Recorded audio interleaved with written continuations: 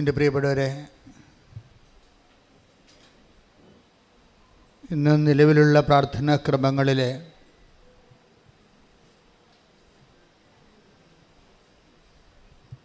മനുഷ്യൻ്റെ ദൈനംദിന ജീവിത പ്രശ്നങ്ങളെ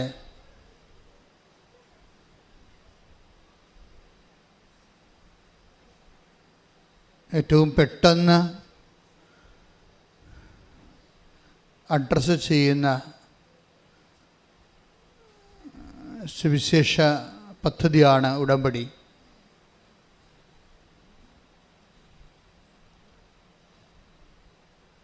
ഇപ്പോൾ വർഷകാലമാണെങ്കിലും ഇവിടെ ഉടമ്പടി എടുക്കുന്നവരുടെ എണ്ണത്തിൽ ഒരു കുറവില്ല. അതിൻ്റെ കാരണം ബഹുജനം ഇപ്പോൾ ഈ വിഷയത്തെക്കുറിച്ച് വളരെ സാക്ഷരതയുള്ളവരാണ്. ഇതിൻ്റെ ആദ്യകാലങ്ങളിലൊക്കെ ആൾക്കാർക്ക് ഇത് എന്താണെന്ന് അറിയാൻ പാടില്ലാതെ കുറച്ച് കൺഫ്യൂഷൻസൊക്കെ ഉണ്ടായിരുന്നു. കാര്യം ഇത് കോംപ്ലിക്കേറ്റഡ് ആണല്ലോ. ശരിക്കും പറഞ്ഞാൽ ആദ്യം വരുന്നവർക്ക് ഇതൊരു കോംപ്ലിക്കേറ്റഡാണ്. ആ ഉടമ്പടി അതിൻ്റെ മർമ്മം മനസ്സിലാക്കി അതിൻ്റെ കർമ്മങ്ങളും ക്രമങ്ങളും ഒക്കെ മനസ്സിലാക്കി ഷാർപ്പ് ഷൂട്ട് ചെയ്യണതിന് നല്ല ഒരു ബുദ്ധിയും അറിവും കൂടി വേണം. മറ്റു പ്രാർത്ഥനാ രൂപങ്ങളെപ്പോലെ ഇത് പെട്ടെന്ന് വാഗുകൊണ്ട് എന്തെങ്കിലും മസ്ത്രക്കം പറഞ്ഞാൽ ആക്ടിവേറ്റ് ആകത്തില്ല. ഇത് ഹെവി ഡ്യൂട്ടി ചെയ്യുന്നത് കൊണ്ടാണ്. ഹെവി ഡ്യൂട്ടി എന്ന് വെച്ച് കഴിഞ്ഞാൽ ഇപ്പോൾ 0- നമ്മുടെ ലൈഫ്. Nobody to help. നമ്മുടെ ലൈഫ് ഇങ്ങനെ ഒഴുക്കിൽ പെട്ടുപോവുകയാണ്. ഒരു സഹോദരി 10 കിലോമീറ്ററോളം കഴിഞ്ഞ ദിവസങ്ങളിൽ പുഴയിൽ ഒഴുകിപ്പോയില്ലേ. അവസാനം ഒരു പിടിവള്ളി കിട്ടി. അപ്പോൾ അവർക്ക് ബോധമുണ്ടായി. അവരവിടെ കിടന്ന് അലറി. നാട്ടുകാരെ കണ്ട് അവരെടുക്കുകയാണ് ചെയ്തത്. പക്ഷെ പിടിവള്ളി പോലും കിട്ടാതെ എത്രയോ പേര് കടലിലോട്ട് പോയിരിക്കണം ഒഴുകി. ഞാനൊക്കെ സെമിനാരി പഠിക്കുമ്പോൾ മംഗലപ്പുഴ സെമിനാരിയുടെ കുന്നിൻ്റെ അതുപോലെ തന്നെ കർമ്മലഗിരി കുന്നിൻ്റെ മുകളിലൊക്കെ നിൽക്കുമ്പോൾ ഈ ജൂൺ മാസത്തെ ശവങ്ങൾ ഒഴുകിപ്പോൾ ഞാൻ കണ്ടിട്ടുണ്ട്. കമന്ന് കിടപ്പോൾ വള്ളക്കാർ പുഴയിൽ കൂടി ചരലെടുക്കാനോ മറ്റു കാര്യങ്ങൾക്ക് വേണ്ടി കുത്തിപ്പോകുന്നവർ ആരും ശവത്തെ തൊടത്തില്ല. അവർ കൂവും. അപ്പോൾ കൂവുമ്പോൾ പിന്നെ എല്ലാവരും കണ്ടവർ കൂവും. അങ്ങനെ ഈ വാർത്ത പുറത്ത് കേട്ടിട്ട് ശവമാണെന്ന് മനസ്സിലായിട്ട് ആൾക്കാർ പോലീസിൽ അറിയിക്കും. പോലീസിൽ അറിയിക്കുമ്പോൾ ഈ സംഭവം കൊടുങ്ങല്ലൂരേക്ക് പോയി കാണും, ഒഴുകി പോയി കാണും. അപ്പം അങ്ങനെ ജീവിതം ചില സമയത്ത് പെട്ടുപോകും. ആരും കാണാതെ ശവമായി ഒഴുകി കടലിലോട്ട് പോകുന്ന ഒരവസ്ഥ. ഇങ്ങനെ വരുന്ന ജീവിതത്തിൻ്റെ പിടിവള്ളി ദൈവമാണ്. ഉടമ്പടിയുടെ റോൾ അതാണ്. ഒരു പിടിവള്ളിയുമില്ല. മനുഷ്യൻ്റെ പിടിവള്ളി എല്ലാം പോകുമ്പോൾ ഒരു പിടിവള്ളിയായിട്ട് പരിശുദ്ധ അമ്മ കൈ നീട്ടി തരും ഇങ്ങോട്ട്. ഇതാണ് എൻ്റെ പിടിവള്ളി. നീ ഒഴുകി കടലിലോട്ട് പോകണ്ട, ഞാൻ നിന്നെ തടഞ്ഞു നിർത്തും. ഇത് അമ്മ മാത്രം ചെയ്തിട്ടുള്ള കാര്യമല്ല, ദൈവത്തിൻ്റെ ഒരു നയപരിപാടിയുടെ ഭാഗമാണ്. ഒരു പിടിവള്ളിയും ഇല്ലാതിരിക്കുന്നവനെ ഒരു കൈ നീട്ടി കൊടുക്കുക. നമ്മൾ ഒരു ശവം ഇതുപോലെ ഒഴുകി ശ്മശാനത്തിലേക്ക് പോകുന്നത് കർത്താവ് കാണുന്നൊരു കാഴ്ച ബൈബിളുണ്ട്. അത് ലൂക്കായുടെ സുവിശേഷം 7-ാം അധ്യായത്തിൻ്റെ 11-ാമത്തെ വാക്യം. സ്തുതിക്കട്ടെ. ഹല്ലേലൂയ ഹല്ലേലൂയ ഹല്ലേലൂയ ഹല്ലേലൂയ. യേശുവേ നന്ദി. ഹല്ലേലൂയ ഹല്ലേലൂയ ഹല്ലേലൂയ ഹല്ലേലൂയ ഹല്ലേലൂയ ഹല്ലേലൂയ. യേശുവേ സ്തുതി. ഹല്ലേലൂയ ഹല്ലേലൂയ. ലൂക്ക 7:11. അതിനുശേഷം അവൻ നായിൻ എന്ന പട്ടണത്തിലേക്ക് പോയി. ശിഷ്യന്മാരും വലിയൊരു ജനക്കൂട്ടവും അവനെ അനുഗമിച്ചു. അവൻ നഗര കവാടത്തിനടുത്തെത്തിയപ്പോൾ മരിച്ചുപോയ ഒരുവനെ ചിലർ എടുത്തുകൊണ്ട് വരുന്നത് കണ്ടു. ഒരു വിധവയുടെ ഏകപുത്രനായിരുന്നു അവൻ. Praise Lord. കുറേ ആൾക്കാർ നമ്മുടെ ജീവിതം എടുത്തുകൊണ്ട് പോണത് കണ്ട്. അത് നിസ്സാര കാര്യമല്ല. നമ്മൾ ചില സമയത്ത് മറ്റുള്ളവർ എടുത്തുകൊണ്ട് പോകേണ്ട അവസ്ഥയിലായിപ്പോവും. നമ്മുടെ മെറിറ്റ് 0 ആയിപ്പോവും. അതാണ് ഉടമ്പടി അഡ്രസ്സ് ചെയ്യണത്. മറ്റുള്ളവർ എടുത്തുകൊണ്ട്, ഇപ്പോൾ സാമ്പത്തികമായി ആരെങ്കിലും നമ്മൾ എടുത്തുകൊണ്ട് പോകാതെ നമ്മൾ രക്ഷപ്പെടത്തില്ല. ഇപ്പോൾ ഗവൺമെൻറ് ഓഫീസിലായാലും ശരി, ഇനി രോഗം നമ്മൾ മരുന്ന് കഴിക്കുന്നു, മരുന്ന് കഴിച്ചിട്ടും ഡോക്ടറിൻ്റെ അടുത്ത് ചെല്ലുമ്പോൾ ഡോക്ടറിൻ്റെ നിങ്ങളുടെ രക്തമൊക്കെ ടെസ്റ്റ് ചെയ്ത് കഴിയുമ്പോഴും ആ നേരത്തെ ഉണ്ട രോഗത്തിൻ്റെ ലക്ഷണങ്ങൾക്കൊന്നും മാറ്റമില്ല, അത് അതുപോലെ ഇരിക്കുകയാണ്. അതുപോലെ ഇരിക്കുകയാണെങ്കിൽ ഡോക്ടർ രണ്ട് കാര്യം ചെയ്യും. ഒന്നെങ്കിൽ പറയും നിങ്ങളൊരു കൂടിയ ആശുപത്രിയിലോട്ട് പോകാൻ പറയും. ഇത് പറഞ്ഞില്ലെങ്കിൽ ഡോക്ടർ ഉടനെ പറയും ഇന്ന കാര്യങ്ങൾ നിങ്ങൾ ചെയ്തില്ല, നിങ്ങൾ ഡയറ്റ് കീപ്പ് ചെയ്തില്ല, അപ്പം നമ്മൾ പ്രതിയാവും. ഡോക്ടറിനതേ ചെയ്യാൻ പറ്റത്തുള്ളൂ. എന്തെങ്കിലും സംഭവിച്ചു കഴിഞ്ഞാൽ ഒന്നെങ്കിൽ നമ്മൾ പ്രതിയാകും, അല്ലെങ്കിൽ നമ്മൾ അവിടെ നിന്ന് വേറെ ആശുപത്രിയിലേക്ക് ഷിഫ്റ്റ് ചെയ്യേണ്ടി വരും. ഇനി ആശുപത്രിയോട് ഷിഫ്റ്റ് ചെയ്താലോ അവരും ചില സമയത്ത് നിസ്സഹായരായി നിൽക്കുന്ന കാണാം. അവിടെ കുഴപ്പം കൊണ്ടല്ല. ഇപ്പോൾ ഏഞ്ചലിൻ്റെ സാക്ഷ്യമൊക്കെ അതാണ് കാണിക്കുന്നത്. ഏഞ്ചൽ ചാലക്കുടിയിലെ ഒരു സാക്ഷ്യം ഇവിടെ കഴിഞ്ഞ ദിവസം പറഞ്ഞായിരുന്നു. അത് ഒരു വല്ലാത്ത സാക്ഷ്യമാണ്. കാര്യം വെച്ച് കഴിഞ്ഞാൽ ഏഞ്ചൽ ട്രെയിനിൽ സഞ്ചരിക്കുകയാണ്. പെട്ടെന്ന് ആ ട്രെയിനിലിരുന്ന് സ്വാഭാവികമായിട്ട് ഉറങ്ങിപ്പോയി. അപ്പോൾ സ്ഥലം കഴിഞ്ഞത് അറിഞ്ഞില്ല. സ്ഥലം കഴിയുകയും പിന്നെ ട്രെയിൻ പതുക്കെ അടുത്ത സ്ഥലത്തേക്ക് മൂവ് ചെയ്യുന്ന സമയത്ത് ഏഞ്ചൽ ഒരു കോൺഫിഡൻസിൽ ചാടിക്കഴിഞ്ഞപ്പോൾ കാല് ഉതച്ചു പോയി. പിന്നെ ആശുപത്രിയിൽ കൊണ്ട് ചെന്നപ്പോൾ ഡോക്ടർ പറഞ്ഞ് ഇത് മൊത്തം നുറുങ്ങിയിരിക്കണമെന്ന് പറഞ്ഞ്. എന്നിട്ട് ഒരു ഫസ്റ്റ് ആദ്യത്തെ ഘട്ട ചികിത്സയൊക്കെ കഴിഞ്ഞു. കാല് ഓക്കെ ആയെന്ന് ഡോക്ടർ പറഞ്ഞു. പക്ഷേ ഏഞ്ചലിന് നടക്കാൻ പറ്റണില്ല. അപ്പോൾ വൈദ്യശാസ്ത്രം അവിടെ വെച്ച് സ്റ്റോപ്പ് ചെയ്യാൻ. കാല് ഓക്കെയാണ്, അവർ സ്കാൻ ചെയ്ത് നോക്കി, വേറെ പ്രശ്നങ്ങളൊന്നുമില്ല. അപ്പോൾ സുഖപ്പെട്ടു. പക്ഷേ വൈദ്യശാസ്ത്രം സുഖപ്പെട്ടെന്ന് പറഞ്ഞിട്ടും ഏഞ്ചലിന് നടക്കാൻ പറ്റണില്ല. പിന്നെ അവിടെ നടക്കാൻ പറ്റാത്ത അവസ്ഥയിൽ വേറെ ഒരു മേൽത്തരം ആശുപത്രിയിലോട്ട് പോകും. മേൽത്തരം ആശുപത്രിയിലോട്ട് പോകുമ്പോൾ കഠോര വേദനയാണ്. ശരിക്കും നടക്കാൻ പറ്റാത്ത മാത്രമല്ല, ഉപ്പുകുറ്റിക്ക് നല്ല കടുത്ത വേദനയാണ്. ഇപ്പോൾ വേദന സഹിച്ച് ഇനി കുറച്ച് കഴിഞ്ഞപ്പോൾ കുറേ ദിവസങ്ങൾ ആശുപത്രി താമസിച്ചിട്ടും അതിനൊരു മാറ്റമില്ല. വേദനയ്ക്കും നടക്കാൻ പറ്റണില്ല, കാല് കുത്താൻ പറ്റണില്ല. അമ്മ തന്നെ ഉടമ്പടി തൈലം കൊണ്ടുവന്ന് തേക്കുമ്പോൾ ഏഞ്ചൽ പറയാം അമ്മ തേച്ചിട്ട് പോയിക്കോ, തിരുമാൻ നിൽക്കണ്ടെന്ന് പറയും. കാരണം തിരുമിയാൽ എൻ്റെ ജീവൻ പോകുമെന്ന് പറയും. അപ്പോൾ നമുക്ക് മനസ്സിലായില്ലേ, തൈലം തേച്ചിട്ടൊന്ന് കൈ കൊണ്ട് ഇങ്ങനെ ഒന്ന് ഉരച്ച ജീവൻ പോണ അത്രയും പിടച്ചിൽ വേദനയുള്ളൊരു കണ്ടീഷനാണ്. അപ്പോൾ ഇവളുടെ പരീക്ഷയൊക്കെ വരണം. അപ്പോൾ എല്ലാം കൊണ്ടും ഇവൾ പെട്ടുപോയെന്ന് ഒക്കെ മനസ്സിലാകും. കുറച്ച് കഴിയുമ്പോൾ ഒരു ദിവസം തല ഇങ്ങനെ ചൂടായി മരച്ച് വരും. അപ്പോഴേ അവൾക്കിട്ട് കണ്ണീരിൽ നിന്ന് ഇങ്ങനെ ആശുപത്രി കിടന്ന് കൂടെ കണ്ണീരിങ്ങനെ വീഴും. എന്നിട്ട് അവൾ ചോദിക്കും, അമ്മേ ഞാനിങ്ങനെ ജീവിതകാലം മുഴുവൻ തളർവാദം പിടിച്ചു പോകുമെന്ന് ചോദിക്കും. ജീവിതകാലം മുഴുവൻ തളർവാദം പിടിച്ചു പോവുക, എന്നിട്ട് നീ എന്നെ സുഖപ്പെടുത്തിയിട്ട് ഞാൻ സാക്ഷ്യം പറയാം അല്ലേ? അപ്പോൾ അതായിരിക്കും ചിലപ്പോൾ ദൈവഹിതം അല്ലേ? അങ്ങനെ ദൈവത്തെ മഹത്വപ്പെടുത്താൻ വേണ്ടി ദൈവം ചിലപ്പോൾ എന്നെ ഒരു സുവിശേഷത്തിൻ്റെ ഉപകരണമാക്കിയിരിക്കും അല്ലേ? ഇങ്ങനെ കുറേ കാര്യങ്ങൾ അല്ലേ എന്ന് ഇവൾ അമ്മയോട് ചോദിക്കും. കാര്യം അവൾക്ക് നിൽക്കക്കള്ളിയില്ല, അവൾ പെട്ടുപോയെന്നൊക്കെ മനസ്സിലാകും. അപ്പോഴേ ഏഞ്ചലിൻ്റെ അമ്മ സാക്ഷ്യം കേൾപ്പിച്ചു കൊടുക്കും. നമുക്കറിയാലോ, ഇപ്പോൾ ആൾക്കാർ വചനം കേൾക്കുന്ന പോലെ തന്നെയാണ് വചനത്തിൻ്റെ വചനം ആക്ടിവേറ്റ് ആയിട്ടുള്ള, ഇപ്പം നമ്മൾ നെല്ലും ചോറും തമ്മിലുള്ള വ്യത്യാസമാണ് വചനവും സാക്ഷ്യവും തമ്മിലുള്ള വ്യത്യാസം. വചനം നെല്ലാണെങ്കിൽ അത് പുഴുങ്ങിക്കുത്തി ചോറായി എടുത്തതാണ് സാക്ഷ്യം പെട്ടെന്ന് മനസ്സിലാകും. വചനത്തേക്കാൾ പെട്ടെന്ന് സാക്ഷ്യം മനസ്സിലാകും. അത് സാക്ഷ്യം ഇന്ന് ഒത്തിരി ആൾക്കാർ സാക്ഷ്യം ഉപയോഗിക്കുന്നുണ്ട്. ഭക്ഷണം പോലെ, ആധ്യാത്മികവും ഭൗതികവുമായ ഭക്ഷണം പോലെയാണ് ആൾക്കാർ സാക്ഷ്യം ഉപയോഗിക്കുന്നത്. കാര്യം സാക്ഷ്യം വരുമ്പോഴേ നമ്മൾക്ക് സാക്ഷ്യം കേൾക്കുമ്പോൾ നമുക്ക് എന്നാ പറ്റണത്, നമ്മൾ വിശ്വാസത്തിലിങ്ങനെ രൂപപ്പെട്ട് വളർന്നുകൊണ്ടിരിക്കും. നമ്മളൊരു വിശ്വാസം ഇങ്ങനെ സാക്ഷ്യം കേൾക്കുന്നതനുസരിച്ചിട്ട് വിശ്വാസം ഇങ്ങനെ വളർന്നുകൊണ്ടിരിക്കും.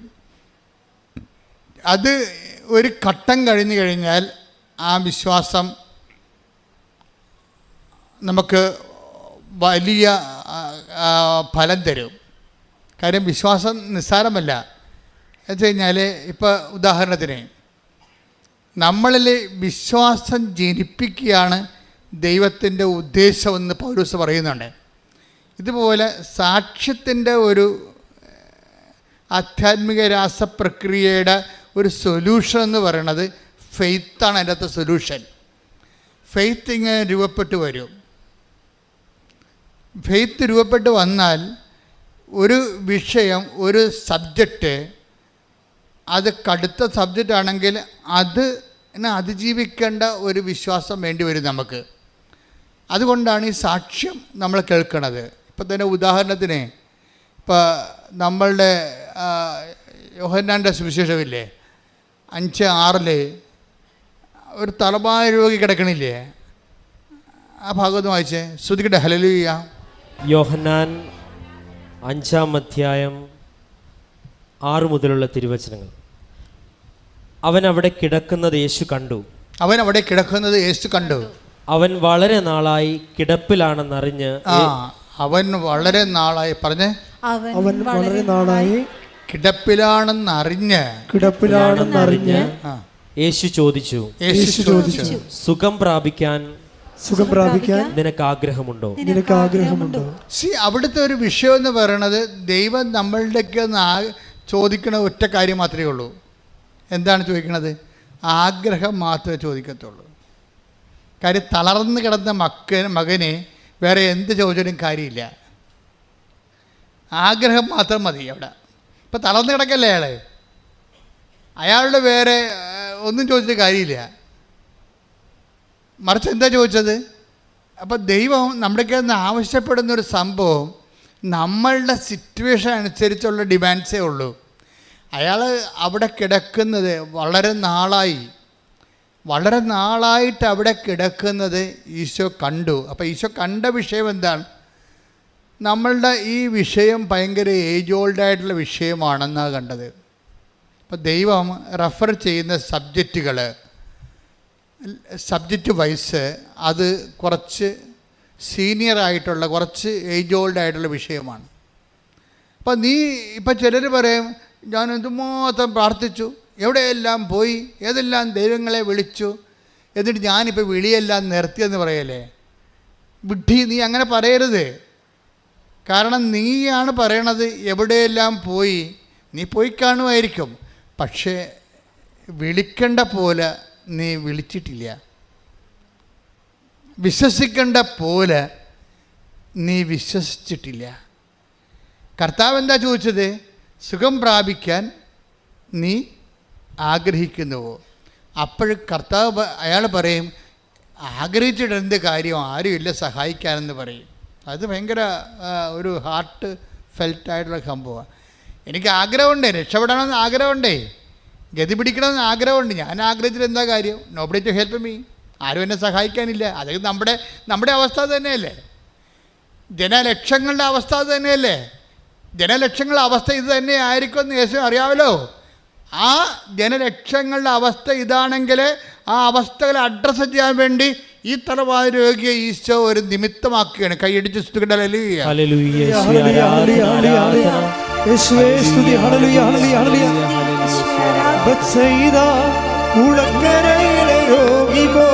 ഞാൻ തളർന്നവനാകുന്നു, നിന്റെ കരുണ തേടുന്നു, വൈകല്ലേ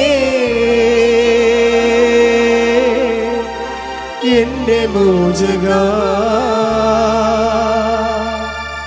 ബത്സയിദ കുളക്കരയിലെ രോഗി പോൽ ഞാൻ തളർന്നു തളർന്നവനാകുന്നു, നിന്റെ കരുണ തേടുന്നു, വൈകല്ലേ എന്റെ മോചകാ. Praise the Lord. അപ്പൊ ഈശോ അവനോട് ചോദിക്കുന്ന ചോദ്യം എന്താണ്? സുഖം പ്രാപിക്കാൻ നീ ആഗ്രഹിക്കുന്നുവോ? അപ്പം ഇനി ആരും നമ്മളെ സഹായിക്കാനില്ല. നമ്മുടെ സങ്കടങ്ങൾക്ക് ദശാബ്ദങ്ങളുടെ പഴക്കമുണ്ട്. ചില ആൾക്കാർ പറയും 40 വർഷമായി ഞാൻ ഈ വഴിക്ക് വേണ്ടി അന്വേഷിക്കുകയായിരുന്നു, 13 വർഷമായി എനിക്ക് മക്കളില്ല. അപ്പോൾ 13 വർഷമായി മക്കളില്ല, 40 വർഷമായി എനിക്ക് വീട്ടിലേക്ക് പോകാൻ വഴിയില്ല, എൻ്റെ പെമ്മക്കളെ കെട്ടാൻ വേണ്ടി ആരും വരണില്ല, വഴിയില്ലാത്ത കാരണം ഞാനിനി ഒരിടത്ത് പോകാനാണ്. ഞാനതെല്ലാം മടുത്ത് നിർത്തി വീട്ടിലങ്ങനെ മരവിച്ച് ഇങ്ങനെ കെട്ടിരിക്കുകയാണ്. കപ്പയൊക്കെ പഴകി കഴിയുമ്പോൾ കപ്പ കെട്ടുപോകുകയില്ലേ, കെട്ട മനസ്സുമായിട്ട് മനുഷ്യനിരിക്കും. അപ്പം നിൻ്റെ ജീവിതം കെട്ട അവസ്ഥയാണോ, അതുപോലെ തന്നെ അതിങ്ങനെ മുനിഞ്ഞ് കത്തുകയാണോ, എണ്ണ കിട്ടാൻ വഴിയില്ലാത്ത അവസ്ഥയാണെങ്കിൽ നിൻ്റെ വഴികളിൽ കർത്താവ് വന്നിട്ട് നിന്നെ ആ നിമിഷം വരെ ആ നിമിഷം പോലും അങ്ങനെ ഒരു അവസ്ഥയിലാണെങ്കിൽ പോലും നിൻ്റെ ഒരു മെരിട്ടും നോക്കാതെ ഒരു ആഗ്രഹത്തിൻ്റെ പുറത്ത് നിന്നെ രക്ഷിക്കാനുള്ള മനസ്സ് ദൈവത്തിനുണ്ടെന്നാണ് മനുഷ്യാവതാരത്തിൻ്റെ രഹസ്യം. ശ്രുതിക്കട്ടെ. ഹല്ലേലൂയ, ഹല്ലേലൂയ, ഹല്ലേലൂയ. യേശുവേ നന്ദി. ഹല്ലേലൂയ, ഹല്ലേലൂയ, ഹല്ലേലൂയ. ഹല്ലേലൂയ, ഹല്ലേലൂയ, ഹല്ലേലൂയ, ഹല്ലേലൂയ. കൈയടിച്ചോട്ടെ. ആശ്രയം ആശയറ്റ നേരമെന്റെ ആശ്വാസം, നിന്റെ ജനമാരി പോകി നീ, എന്റെ വേദനകൾ സൗഖ്യമാക്കി പാടുക. യേശുനാമമെന്റെ ആശ്രയം ആശയറ്റ നേരമെന്റെ ആശ്വാസം, നിന്റെ ജനമാരി പോകി നീ, എന്റെ വേദനകൾ സൗഖ്യമാക്കണേ. ബത്സയിദ കുളക്കരയിലെ രോഗി പോൽ ഞാൻ തളർന്നവനാകുന്നു, നിന്റെ കരുണ തേടുന്നു, വൈകല്ലേ എന്റെ മോചകാ. ബത്സയിദ കുളക്കരയിലെ രോഗി പോൽ ഞാൻ തളർന്നവനാകുന്നു, നിന്റെ കരുണ തേടുന്നു, വൈകല്ലേ എന്റെ മോചകാ. യേശുനാമം എന്റെ ആശ്രയം. ഒരുമിച്ച് പാടുക, സന്തോഷത്തോടെ, സ്നേഹത്തോടെ, വിശ്വാസത്തോടെ.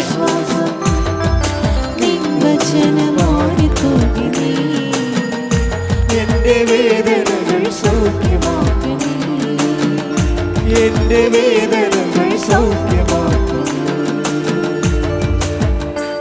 വിശുദ്ധ പരമദിവ്യകാരുണ്യത്തിന് ആരാധനയും സ്തുതിയും പുകഴ്ചയും ഉണ്ടായിരിക്കട്ടെ. പാട്ടുകളൊക്കെ കേൾക്കുമ്പോൾ നിങ്ങൾ ദൈവസ്നേഹം നിങ്ങളിൽ വളരാൻ വേണ്ടിയാണ് ഞങ്ങൾ പാടുന്നത്. അപ്പം നിങ്ങൾ ചേർന്ന് പാടണം. പാടി വരുമ്പോൾ നിങ്ങളിലും തന്നെ ദൈവസ്നേഹം രൂപപ്പെട്ട് വരും. ദൈവസ്നേഹമാണ് ആദ്യം രൂപപ്പെട്ട് വരികയാണെങ്കിൽ നമ്മൾ രക്ഷപ്പെടും. കാര്യം ഇത് ഡീസലും പെട്രോളും തമ്മിൽ വ്യത്യാസമാണ്. ദൈവസ്നേഹവും വിശ്വാസവും തമ്മിൽ. വിശ്വാസം ഡീസലാണെങ്കിൽ ദൈവസ്നേഹം പെട്രോളാണ്. പെട്ടെന്ന് കത്തും. ഡീസൽ ഇത്തിരി സമയമെടുക്കും.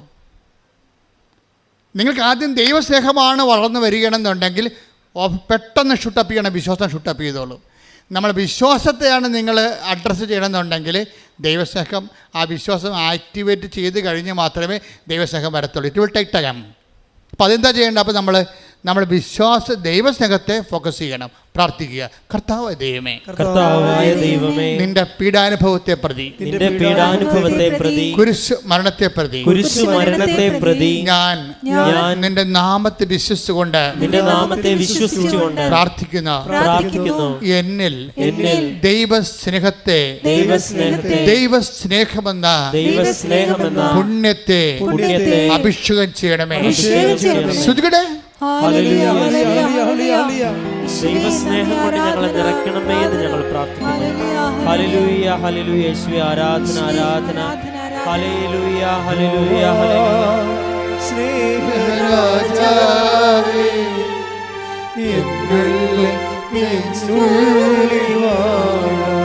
ഒരുമിച്ച് പാടുക. വാവാ സ്നേഹത്തിൻ പൂനിലാവേ എന്നുള്ളിൽ വാവാ സ്നേഹരാജാവേ എന്നെന്നും എന്നുള്ളിൽ വാവാ സ്നേഹത്തിൻ പൂനിലാവേ എന്നുള്ളിൽ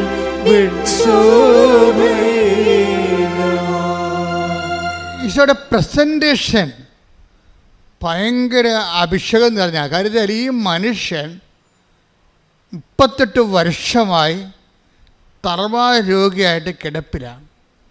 ചില ബൈസ്റ്റാൻഡറായിട്ട് അദ്ദേഹത്തിൻ്റെ ഭാര്യ പണ്ട് ഉണ്ടായി കാണും. അവിടെ ഭാര്യയാണെന്ന് പറഞ്ഞാൽ ഇപ്പോൾ നമുക്കറിയാമല്ലോ. ഞാൻ എൻ്റെ മനസ്സിനെ പലപ്പോഴും പഠിപ്പിച്ചിരിക്കുന്നത് എനിക്ക് ആരുമില്ല എന്ന് തന്നെയാണ്. ആധ്യാത്മികതയുടെ ആദ്യ പാഠം അതാണ്, എനിക്ക് ആരുമില്ല എന്നുള്ളത്. ആധ്യാത്മികയുടെ ശത്രു എന്ന് പറയണത് എനിക്ക് എല്ലാവരും ഉണ്ട് എന്നുള്ളതാണ്.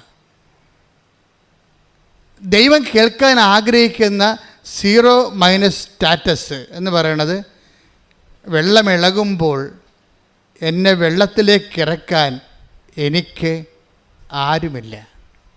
ഇത് അംഗീകരിക്കാൻ നമ്മൾ തയ്യാറാകണം. മനുഷ്യന്മാരുടെ ഒരു കുഴപ്പം ഇത് അംഗീകരിച്ച് കൊടുക്കത്തില്ല. അതാണ് പ്രശ്നം. ഇത് ദൈവതിരുസന്നിധി അംഗീകരിക്കാൻ he's not ready, she's not ready. ഇത് കാര്യം അവരെ തിരിച്ചറിഞ്ഞിട്ടില്ല. Christian spirituality is an awareness that we are zero. എല്ലാവരും ഉണ്ട്, water everywhere but no water to drink. എല്ലാവരും ഉണ്ട്, പക്ഷെ സമയത്ത് ഉപകരിക്കാൻ പറ്റിയ ആരുമില്ല. അത് ജീവിത പങ്കാളി പോലും അതിനെ ഒരു പകരമാണെന്ന് കരുതരുത്. നിങ്ങളെ ഭാര്യയും ഭർത്താവിനും ദേവനാണ് ദേവിയാണെന്നൊക്കെ പറയുമ്പോഴേ എനിക്ക് നിങ്ങളെ പട്ടിക്കാടം കൊണ്ട് എറിയാൻ തോന്നും. എന്താ കാര്യം? ഈ ദേവനിൽ നിന്ന് ദേവിയിൽ നിന്ന് നിങ്ങൾ ഇന്നലെ നാളെ പണിമെടുക്കുമെന്ന് എനിക്കറിയാം. കാര്യം ഇത് മനുഷ്യരാണ്. ആവശ്യമില്ലാത്ത ഒന്നും നിങ്ങൾ പ്രതീക്ഷിക്കരുത്. ആവശ്യമില്ലാത്ത എന്തൊക്കെ പ്രതീക്ഷിച്ചിട്ടാണ് മനുഷ്യരെ നിങ്ങൾ ചുമന്നുകൊണ്ട് നടക്കുന്നത്. ചിലപ്പോൾ മക്കളെ ചുമന്ന ആൾക്കാർ പെടരി കണ്ടിച്ച് വീഴും. ഭർത്താവിനെ ചുമന്നവരും ഭാര്യയെ ചുമന്നവരും ഒക്കെ കുറച്ച് കഴിയുമ്പോൾ പെടരി കഴക്കും, താഴെ വെക്കേണ്ടി വരും. നിങ്ങൾ മനുഷ്യന്മാരിൽ ആശ്രയിക്കരുതെന്ന് ഈശോ പറഞ്ഞിട്ടുണ്ട്. പ്രഭുക്കന്മാരിൽ ആശ്രയിക്കരുത്. രക്ഷ നൽകാൻ കഴിയാത്ത മനുഷ്യരിൽ അഭയം പ്രാപിക്കരുത്. ശ്രുതികട ഹല്ലേലൂയ ഹല്ലേലൂയ ഹല്ലേലൂയ ഹല്ലേലൂയ ഹല്ലേലൂയ യേശുവേ നന്ദി. ഹല്ലേലൂയ ഹല്ലേലൂയ ഹല്ലേലൂയ യേശുവേ ആരാധന ആരാധന ഹല്ലേലൂയ ഹല്ലേലൂയ ഹല്ലേലൂയ.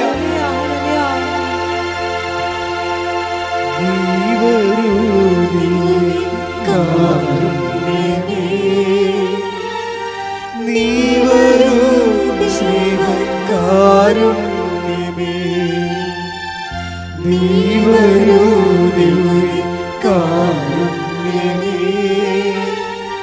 നീ വരൂ സ്നേഹകാരുണ്യമേ.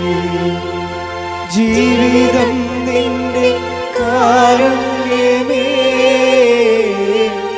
ജീവനേ നിത്യ കാരുണ്യമേ. ജീവിതം നിന്റെ കാരുണ്യമേ, ജീവനേ നിത്യ കാരുണ്യമേ. ഞാനീ പറഞ്ഞത് കേട്ടിട്ട് നിങ്ങൾ തെറ്റിദ്ധരിക്കരുത്. എന്താ പ്രശ്നം എന്ന് വെച്ച് കഴിഞ്ഞാൽ നിങ്ങൾ ഓർക്കും അച്ഛൻ പറഞ്ഞിട്ടുണ്ട് ആരെയും ആശ്രയിക്കരുത്. അങ്ങനെയല്ല ഞാൻ പറഞ്ഞത്. ഞാൻ പറഞ്ഞത് ദൈവത്തിൻ്റെ ആ സ്പേസിൽ ഒരു നിഴൽ പോലും വീഴാതിരിക്കാൻ ശ്രദ്ധിക്കണം. മറ്റുള്ളവരുടെ നിങ്ങൾക്ക് പലക്കും വന്നിരിക്കുന്നത് ദൈവത്തിൻ്റെ സ്പേസിലാണ് നിങ്ങൾ സ്നേഹിക്കുന്ന ആൾക്കാർ പലരും ഇരിക്കണത്. ഇത് വലിയൊരു കഷ്ടപ്പെട്ട പരിപാടിയാണ്. കാര്യം എന്താ പ്രശ്നം വെച്ചാൽ, ഇപ്പം നിങ്ങളുടെ ഭർത്താവിന് പനി വന്ന് അപ്പം നിങ്ങൾ ഞായറാഴ്ച കുർബാനയ്ക്ക് പോകുകയില്ലേ? തള്ളക്ക് പണ്ട് കുർബാനയ്ക്ക് പോകാൻ ഇത് ബുദ്ധിമുട്ടുള്ള ആളാണ്. ഇപ്പം അതും പറഞ്ഞ് ഭർത്താവിൻ്റെ പനിയും പറഞ്ഞ് വീട്ടിൽ നിൽക്കുകയാണ്.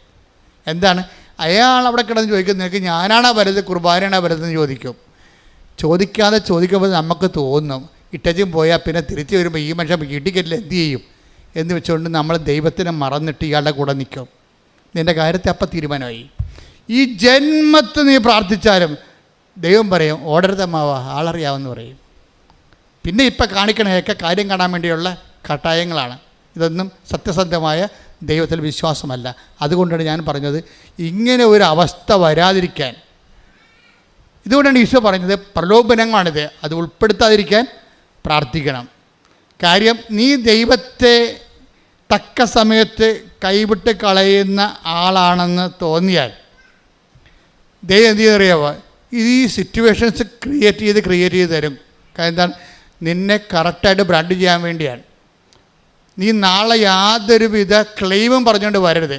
ദൈവത്തിൻ്റെ അതായത് പ്രാർത്ഥനയ്ക്ക് ദൈവത്തിന് ഏറ്റവും ഇഷ്ടമില്ലാത്ത സംഭവം ക്ലെയിമാണ്. നമ്മുടെ സീറോ ക്ലെയിമിലേക്ക് എപ്പോഴും നമ്മൾ നിൽക്കുക. അതായത് നമ്മളെ സംബന്ധിച്ചിടത്തോളം നാളെ ഒരു ക്ലെയിം നിൻ്റെ ദൈവതിരുസന്നിധി നീ ഉയർത്തിയിട്ട് അവകാശവാദം ഉന്നതിക്കാൻ പറ്റുന്ന രീതിയിൽ വരാതിരിക്കാൻ വേണ്ടി നിന്റെ യഥാർത്ഥ അവസ്ഥയെ കാണിക്കാൻ വേണ്ടി. അതുകൊണ്ടാണ് ഈ പ്രണയക്കടികളിലൊക്കെ പഠിക്കുന്ന ആൾക്കാർക്ക് എന്താ പ്രശ്നം വെച്ച് കഴിഞ്ഞാൽ, ഈ പ്രണയക്കണികൾ ഉള്ള ആൾക്കാർ വാട്സപ്പിലാണെങ്കിൽ അവനെ വിളിച്ചു കഴിഞ്ഞാൽ അവൻ പറയുന്ന സ്ഥലത്ത് നിങ്ങൾ എത്തണം. അതായത് അല്ലെങ്കിൽ അവൾ പറയുന്ന സ്ഥലത്ത് നിങ്ങളെത്തണം. ഈ പ്രണയക്കണിയെ വീഴുന്ന മുമ്പ് നിങ്ങൾ സ്വതന്ത്രമായിരുന്നു. ഇപ്പോഴെന്നാ പറ്റും, അവൻ നിങ്ങളുടെ വാട്സാപ്പിൽ ടണ്ട് ടിക്കോ മുന്നിൽ നോക്കിക്കൊണ്ടിരിക്കുകയാണ്. അല്ലെങ്കിൽ അവൾ നിങ്ങൾ കണ്ടെന്ന് ഉറപ്പ് വരുത്തി കഴിഞ്ഞാൽ പിന്നെ നീ പറയണത് അല്ലെങ്കിൽ അവൻ പറയണത് നീ കേട്ടോ ഇല്ലയോ എന്ന് ഉറപ്പ് വരുത്തും. അത് കുർബാനയാണെങ്കിൽ ശരി, ഇറങ്ങി വരാൻ പറഞ്ഞാൽ നീ ഇറങ്ങി ചെല്ലേണ്ടി വരും. കാര്യം നീ അങ്ങനെ ഇറങ്ങി ചെല്ലണ വാലാട്ടി പട്ടിയാണെന്ന് ദൈവത്തിനറിയാം. അതുകൊണ്ടാണ് നീ പ്രണയക്കണി പെട്ടിരിക്കുന്നത്. അത് മറ്റൊരു പ്രലോഭനമാണ്. നീ ആരാണെന്നറിയാൻ വേണ്ടി ദൈവം ചെയ്തിരിക്കുന്ന ഒരു സംവിധാനമായിട്ട് ചില സമയത്ത് വരും, ചില പിശാചായിട്ടും വരും. ഇത് പ്രലോഭനമെന്ന് പറയുന്നത് ഭയങ്കര സീരിയസ് വിഷയമാണ്. ഒന്നാമത്തെ നമ്മളിത് അറിയത്തില്ലെന്നുള്ളതാണ് രസം. നമ്മൾ ഇത് അറിയത്തില്ല കാര്യം നമ്മുടെ ക്ലെയിം ഷോർട്ട് ചെയ്ത് അത് സീറോ മൈനസ് ആക്കി കളയാൻ വേണ്ടി, ക്ലെയിം ഉണ്ടാകാതിരിക്കാൻ വേണ്ടിയാണ് ദൈവതിരുസന്നിധിയിൽ ക്ലെയിം ഉണ്ടാകാതിരിക്കാൻ വേണ്ടി നമുക്കൊരു സിറ്റുവേഷൻ തരും പ്രലോഭനത്തിൻ്റെ. നമ്മൾ അതിൻ്റെ അകത്ത് ചെയ്യുന്ന കുടുങ്ങിക്കഴിയുമ്പോൾ പിന്നെ ദൈവത്തിൻ്റെ രണ്ടാം സ്ഥാനമായി പോകും. ഇതുകൊണ്ടാണ് ഈശോ പറഞ്ഞത് നമുക്ക് ദൈവതിരുസന്നിധി ക്ലെയിം പോകാൻ സാധ്യത ഉള്ളത് കൊണ്ടാണ് പ്രലോഭനം എന്ന് പറഞ്ഞ സംഭവത്തിൽ ഉൾപ്പെടുത്തരുതെന്ന് പ്രാർത്ഥിക്കണം. നിങ്ങളെ ചുമ്മാ പ്രലോഭനത്തിൽ ഉൾപ്പെടുത്താൻ നിങ്ങളിങ്ങനെ അപ്പിളിപ്പിളി കളിച്ച് ആ പ്രാർത്ഥന കുളമാക്കി കളയും. പക്ഷേ ഉദ്ദേശം എന്ന് വേണ്ടത് നമ്മുടെ ആധ്യാത്മിക ജീവിതത്തിൻ്റെ ഏറ്റവും കാതലായ ഒരു സംഭവമാണ് ഈശോ ട്രേസ് ചെയ്തത്. പ്രാർത്ഥിക്കുക, കർത്താവേ നിന്നെ മറന്ന് ജീവിക്കാൻ, നിന്റെ വചനങ്ങളെ അവഗണിച്ചുകൊണ്ട് ജീവിക്കാൻ എനിക്കിടവരുത്തരുതേ. അത്തരം സാഹചര്യങ്ങളിൽ നിന്ന് നീ എന്നെ വിടുവിക്കണമേ, സംരക്ഷിക്കണമേ. എന്താ പ്രശ്നം എന്ന് അറിയാമോ, മറ്റു വസ്തുക്കൾ എന്ന് പറഞ്ഞ ഇതാണ്. ബൈബിൾ പറയും മറ്റു വസ്തുക്കൾ. വചനം നിലനിൽക്കണമെന്നുണ്ടെങ്കിൽ എന്ത് പറ്റും, നമുക്കിഷ്ടമുള്ളത് ചോദിക്കാം. കർത്താവ് അങ്ങനെയല്ലേ പറഞ്ഞത്, എൻ്റെ വചനം നിങ്ങളിൽ വചനം നിങ്ങളിൽ നിലനിൽക്കുമെങ്കിൽ നിങ്ങൾക്ക് ഇഷ്ടമുള്ളത് ചോദിക്കാം, നിങ്ങൾക്കത് ലഭിക്കും. പക്ഷെ വചനം നിലനിൽക്കത്തില്ലല്ലോ, അതിലെ പ്രശ്നം. ഇപ്പൊ യോഹന്നാൻ 15:7 എടുത്ത് ശ്രുതികട ഹല്ലേലൂയ ഹല്ലേലൂയ ഹല്ലേലൂയ ഹല്ലേലൂയ ഹല്ലേലൂയ യേശുവേ നന്ദി ഹല്ലേലൂയ ഹല്ലേലൂയ ഹല്ലേലൂയ ഹല്ലേലൂയ ഹല്ലേലൂയ ഹല്ലേലൂയ ഹല്ലേലൂയ.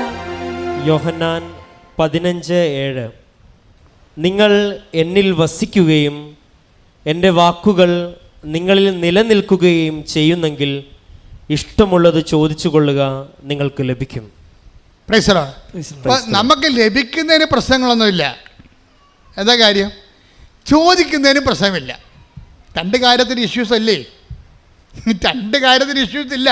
എന്താണ്, നമുക്ക് ലഭിക്കുന്നതിന് ഇഷ്യൂസ് ഒന്നുമില്ല. പിന്നെ എന്താണ്, നമുക്ക് ചോദിക്കാനും ഇഷ്യൂസ് ഒന്നുമില്ല. അപ്പം ചോദിക്കുകയും ചെയ്യാം, കിട്ടുകയും ചെയ്യും.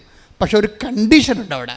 എന്താണ്, എൻ്റെ വചനം പറഞ്ഞേ, എൻ്റെ വചനം. യോഹന്നാൻ 15:7 യോഹന്നാൻ 15:7. എൻ്റെ വചനം. എൻ്റെ വചനം. ഇപ്പോൾ വചനമാണ് പ്രശ്നം. വീട്ടില്ലേ ഉടമ്പടി ഡീല് ചെയ്യണത് അവൻ പറയണത് പോലെ ചെയ്യുക എന്നുള്ള വചനത്തിലാണ്. അപ്പോഴെന്താ സംഭവിച്ചിരിക്കണത്? എൻ്റെ വചനം പറഞ്ഞ് എൻ്റെ വചനം നിങ്ങളിൽ നിലനിൽക്കുമെങ്കിൽ ഇഷ്ടമുള്ളത് ചോദിച്ചുകൊള്ളുക, നിങ്ങൾക്ക് ലഭിക്കും. അപ്പം ചോദിക്കുന്നതിനും ഇഷ്ടമുള്ളത് ചോദിക്കാം, ലഭിക്കുന്നതിനും ഒരു പരിധിയില്ല. പക്ഷെ ഒരു കാര്യം മാത്രമേ ഉള്ളൂ, എന്താണ്? വചനം നിങ്ങളിൽ നിലനിൽക്കണം. അതാണ് പ്രശ്നം. വചനം നിലനിൽക്കാത്തതിൻ്റെ കാരണം എന്താ? കുറേ കാര്യം വചനം നിങ്ങളെപ്പോഴും ശ്രദ്ധിക്കേണ്ടത്, ആധ്യാത്മികമായിട്ട് തന്ത്രജ്ഞരാണെങ്കിലേ, സ്പിരിച്വൽ തിയോളജി, സ്പിരിച്വൽ സയൻസ് നിങ്ങൾക്കറിയാമെങ്കിൽ ഈ വചനം നിലനിൽക്കുന്നുണ്ടോ എന്ന് നമുക്ക് ടെസ്റ്റ് ചെയ്യാൻ പറ്റും. വചനം കിട്ടിയിട്ട് കാര്യമില്ല, വചനം നമ്മളിൽ നിലനിൽക്കണം. വചനം നിലനിൽക്കാത്തത് എന്തുകൊണ്ടാണെന്ന് നാം അറിയണം. അതിനെ മർക്കോസിൻ്റെ 4:18-19 വായിച്ച് ശ്രദ്ധിക്കട്ടെ. ഹല്ലേലൂയ ഹല്ലേലൂയ ഹല്ലേലൂയ ഹല്ലേലൂയ ഹല്ലേലൂയ. യേശുവേ നന്ദി. ഹല്ലേലൂയ ഹല്ലേലൂയ ഹല്ലേലൂയ ഹല്ലേലൂയ ഹല്ലേലൂയ ഹല്ലേലൂയ. മർക്കോസ് 4:18-19. മുൾച്ചെടികൾക്കിടയിൽ വിതയ്ക്കപ്പെട്ടതാണ്. പറഞ്ഞ മുൾച്ചെടികൾക്കിടയിൽ വിതയ്ക്കപ്പെട്ടത് മറ്റു ചിലരാണ്. അവർ വചനം ശ്രവിക്കുന്നു. എന്നാൽ ലൗകിക വ്യഗ്രതയും എന്താണ് ലൗകിക വ്യഗ്രത? ധനത്തിന്റെ ആകർഷണവും മറ്റു വസ്തുക്കൾക്ക് വേണ്ടിയുള്ള ആഗ്രഹവും അവരിൽ കടന്നുകൂടി വചനത്തെ ഞെരുക്കുകയും അത് ഫലശൂന്യമാവുകയും ചെയ്യുന്നു. ഈ മൂന്ന്, അതായത് മർക്കോസിന്റെ 4:18-19 3 വചനം നിൽക്കാതിരിക്കാനുള്ള 3 ഘടകങ്ങൾ പറയുന്നുണ്ട്. എന്തൊക്കെയാണത്? ഒന്നെന്താണ്? ലൗകിക വ്യഗ്രത, ലൗകിക കാര്യങ്ങൾക്കുള്ള വ്യഗ്രത. അപ്പോൾ ഈ വ്യഗ്രത എന്ന് പറയുമ്പോൾ വ്യഗ്രതയ്ക്കുള്ള പ്രശ്നം എന്താ അറിയാമോ? ഇതിങ്ങനെ അടിച്ച് തലയിൽ കയറി കഴിഞ്ഞാൽ പിന്നെ സാധനം ഇറങ്ങത്തില്ല. ഇപ്പം നിങ്ങൾ ഇംഗ്ലണ്ട് UK പോകണം, അവിടെ തന്നെ ജോലിയുള്ള ആളെ കല്യാണം കഴിക്കണം, അവിടെ തന്നെ പ്രസവിച്ചൊരു കുഞ്ഞിനെ അവിടെ തന്നെ പൗരത്വം മേടിക്കണം. ആ വ്യഗ്രത തലയിൽ കയറിയാൽ ഈ സാധനം ഇറങ്ങത്തില്ല. പിന്നെ എത്ര നല്ല PSC ഉദ്യോഗം പിടിച്ച കേരളത്തിലുള്ള ആളെ കിട്ടിയാൽ നിങ്ങൾ കെട്ടത്തില്ല. കാര്യം നിങ്ങളുടെ തലയിൽ ഈ സാധനം അടിച്ച് കയറിപ്പോയി. ഇതാണ് ലൗകിക വ്യഗ്രത എന്ന് പറയണത്. ഇപ്പം നിങ്ങളെന്താ വിചാരിക്കണം? UK പോകണം, അന്നേരം അവിടെ നിന്ന് തന്നെ 2 കൊല്ലം കഴിയുമ്പോൾ അവിടെ നിന്ന് തന്നെ കല്യാണം കഴിക്കണം, അവിടെ തന്നെ ജോലിയുള്ള കല്യാണം കഴിക്കണം, അവിടെ തന്നെ പ്രസവിക്കണം, കുഞ്ഞിന് അവിടെ തന്നെ പൗരത്വം മേടിക്കണം. അപ്പോൾ ഇത്രയും നിങ്ങൾ ചിന്തിച്ച് വെച്ച് കഴിഞ്ഞാൽ പിന്നെ ഇവിടെ ദൈവഹിതത്തിന് യാതൊരുവിധ പ്രസക്തിയുമില്ല. പിന്നെ നിങ്ങൾ ദൈവത്തെ യേശുക്രിസ്തു ക്രൂശിക്കപ്പെട്ടത് ഉയർത്തതിനരുതും നിന്നെ UK വിട്ട് പ്രസവിപ്പിക്കാൻ വേണ്ടിയാണെന്ന് തോന്നിപ്പോകും. പിടിയിട്ടില്ലേ സംഗതി? പാളിച്ചവനല്ലേ? ഓരോ ആൾക്കാരും ദൈവത്തിലേക്ക് വരുമ്പോൾ we come with a free hand. നിങ്ങൾ ദൈവത്തിലേക്ക് വരുമ്പോൾ you come with a free hand and free heart. എന്താ കാരണം? കർത്താവ് തിരുമനസ്സാണെങ്കിൽ, യാക്കോബിൽ അങ്ങനെ പറയുന്നുണ്ട്, കർത്താവ് തിരുമനസ്സാണെങ്കിൽ നാളെ ഞങ്ങൾ ഇന്ന പട്ടണത്തിൽ പോകും, ഇന്ന വ്യാപാരം ചെയ്യും. Take the word of God. ശ്രദ്ധിക്കട്ടെ. ഹല്ലേലൂയ ഹല്ലേലൂയ ഹല്ലേലൂയ ഹല്ലേലൂയ ഹല്ലേലൂയ ഹല്ലേലൂയ. യേശുവേ നന്ദി. ഹല്ലേലൂയ ഹല്ലേലൂയ ഹല്ലേലൂയ. യേശുവേ ആരാധന ആരാധന ആരാധന ആരാധന. ഹല്ലേലൂയ ഹല്ലേലൂയ ഹല്ലേലൂയ. പാടിക്കൊള്ളുക. ശ്രദ്ധിക്കട്ടെ. ഹല്ലേലൂയ ആരാധന ആരാധന യേശുവേ ആരാധന ആരാധന ആരാധന യേശുവേ ആരാധന ആരാധന ആരാധന യേശുവേ ആരാധന. യാക്കോബ് 4:15. യാക്കോബ് 4:15. നിങ്ങൾ ഇങ്ങനെയാണ് പറയേണ്ടത്. പറഞ്ഞ നിങ്ങൾ ഇങ്ങനെയാണ് പറയേണ്ടത്. നിങ്ങൾ ഇങ്ങനെയാണ് പറയേണ്ടത്. കർത്താവ് മനസ്സാകുന്നെങ്കിൽ ഞങ്ങൾ ജീവിക്കുകയും യഥായുക്തം പ്രവർത്തിക്കുകയും ചെയ്യും. അപ്പോഴേ എല്ലാത്തിൻ്റെയും കൂടെ ഇഫ് ഗോഡ് വിൽസ് എന്ന് ചേർക്കണം. മനസ്സിലായില്ലേ? എല്ലാത്തിൻ്റെയും കൂടെ, നിങ്ങൾ എല്ലാ നിയോഗങ്ങളുടെ കൂടെ ചേർക്കേണ്ട ചേരുവകയാണ് എന്താണ്? ദൈവം മനസ്സാകുന്നെങ്കിൽ. പലർക്കും ഉടമ്പടി എടുത്ത് പിന്നെ കുറച്ച് കഴിഞ്ഞപ്പോൾ, കഴിഞ്ഞ ദിവസം ഒരു ഏഞ്ചൽ തന്നെ, ഏഞ്ചലിൻ്റെ സംഭവം നിങ്ങൾക്ക് അറിയാമല്ലോ. ഏഞ്ചൽ ഈ സാക്ഷ്യം കേട്ടുകൊണ്ട് കിടക്കുകയായിരുന്നു. വേദന അവളെ കുത്തി വേദനിപ്പിച്ച് കിളച്ച് മറിച്ചുകൊണ്ടിരിക്കുകയാണ്. അപ്പോൾ വേദനയെങ്കിലും ഒന്ന് കുറയാൻ വേണ്ടി ഏഞ്ചൽ മാതാവിനോട് പറയും, അമ്മേ എത്ര പേർക്ക് സ്വപ്നം കാണുന്ന അമ്മ, എത്ര പേര് അമ്മയെ സ്വപ്നം കാണുന്നു. ഉടമ്പടിയുടെ ഏറ്റവും വലിയ, നമ്മളിപ്പോൾ ഈ കാലം ഉടമ്പടി ഇങ്ങനെ മൂത്ത് റൈപ്പായി വന്നൊരു കാലഘട്ടമാണിത്. അപ്പോൾ അമ്മ നേരിട്ട് വരികയും സംസാരിക്കുകയും സ്വപ്നം കാണുകയും വഴി പറഞ്ഞു കൊടുക്കുകയും ഒക്കെ ചെയ്യുന്നുണ്ട്. ഇങ്ങനെ ഒരു പ്രാർത്ഥനാ രൂപത്തിൽ ഇന്ന് വരെ ഞാൻ കേട്ടിട്ടില്ല. നിങ്ങൾ കേട്ടിട്ടുണ്ടെന്ന് എനിക്കറിയത്തില്ല. അതായത് ആദ്യമായിട്ടാണ് ഇങ്ങനെയൊക്കെ കേൾക്കണത്. അപ്പോൾ ഏഞ്ചൽ അമ്മയോട് പറയും, അമ്മേ എനിക്ക് ആരുമില്ല, എൻ്റെ അവസ്ഥ കണ്ടില്ലേ, ഞാൻ ജീവിക്കുമോ, എനിക്ക് പരീക്ഷ എഴുതി, എനിക്കൊരു ജീവിതം ഉണ്ടോ എന്നൊക്കെ അമ്മയോട് കിടന്ന് കരഞ്ഞുകൊണ്ട് ചോദിക്കും. അപ്പോൾ എത്ര പേർക്ക് അമ്മ സ്വപ്നത്തിൽ രക്ഷപ്പെടാമെന്ന്. എനിക്കൊരു അടയാളം തരാൻ പറയും, എനിക്ക് ജീവിക്കണ്ടേ ജീവിക്കും, കാര്യം എൻ്റെ കാലം എന്നെങ്കിന്നില്ല, ശരീരം മരവിച്ചു എന്നു. അന്ന് രാത്രിയാകുമ്പോൾ ഒരു 3 മണിയാകും. 3 മണിയാകുമ്പോൾ സമയഘടികാരം നെഞ്ചിൽ ചാർത്തിയ ഒരു സ്ത്രീ വരും. എന്നിട്ട് ഇവളുടെ കയ്യെ കയറി പിടിക്കും, എഴുന്നേക്കാൻ പറയും.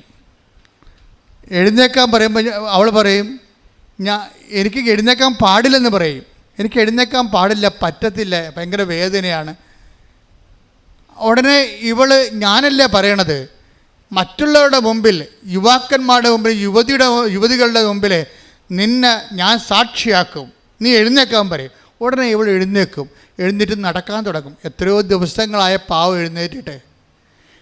അവളിങ്ങനെ എഴുന്നേറ്റ് രാത്രി ഇങ്ങനെ പയ്യെ ഇങ്ങനെ അവൾ പറയുന്നുണ്ട് അതിനകത്ത്, അതായത് ഞാനിങ്ങനെ സോഡിയം കുറഞ്ഞു പോയ ആൾക്കാരെ പോലെ ഇങ്ങനെ പാറ്റി പോകണം കണ്ടപ്പോൾ എൻ്റെ അമ്മ താഴെ കിടന്ന് ഉറങ്ങുകയായിരുന്നു. എൻ്റെ അമ്മ ചാടി എഴുന്നിട്ട് എൻ്റെ വേറെ ഏഞ്ചൽ എവിടെ പോണ് എന്ന് പറഞ്ഞുകൊണ്ട് കയറി കയ്യെ പിടിക്കും.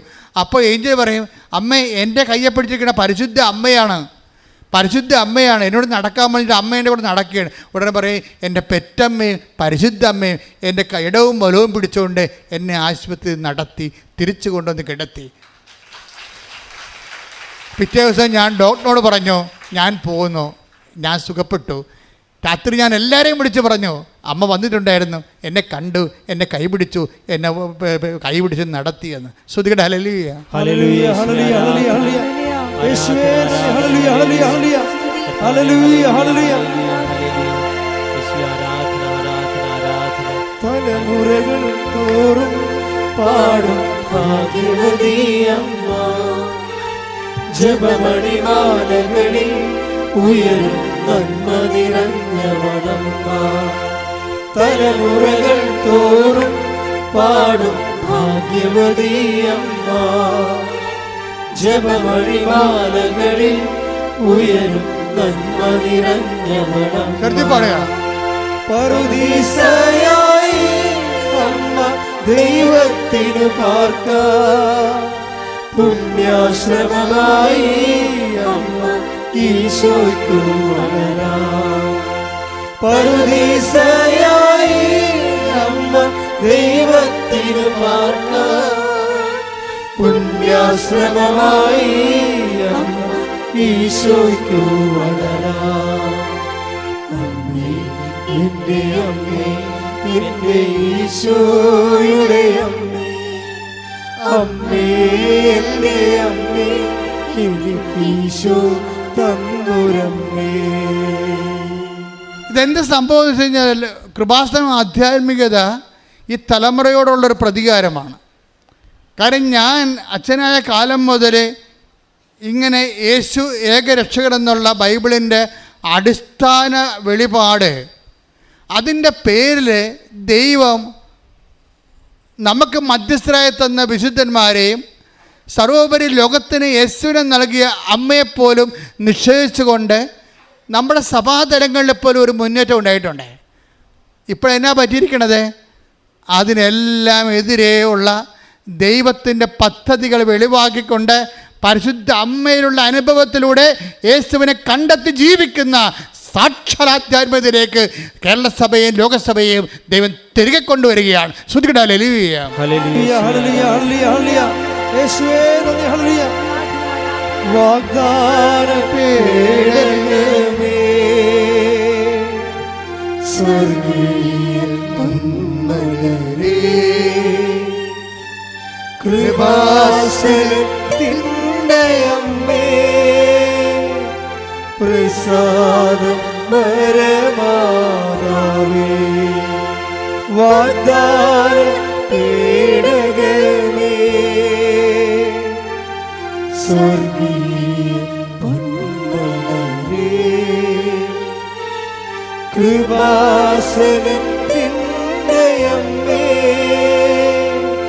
പ്രസാദം പരമാതാവേ. പരിശുദ്ധ പരമദിവ്യകാരുണ്യത്തിന് എന്നേരവും ആരാധനയും സ്തുതിയും പുകഴ്ചയും ഉണ്ടായി. ഏഞ്ചലിൻ്റെ മനസ്സിൽ അന്ന് അവളുടെ കൈപിടിച്ച രാത്രിയിലെ അമ്മ ചെവി പറഞ്ഞൊരു സത്യമുണ്ട്.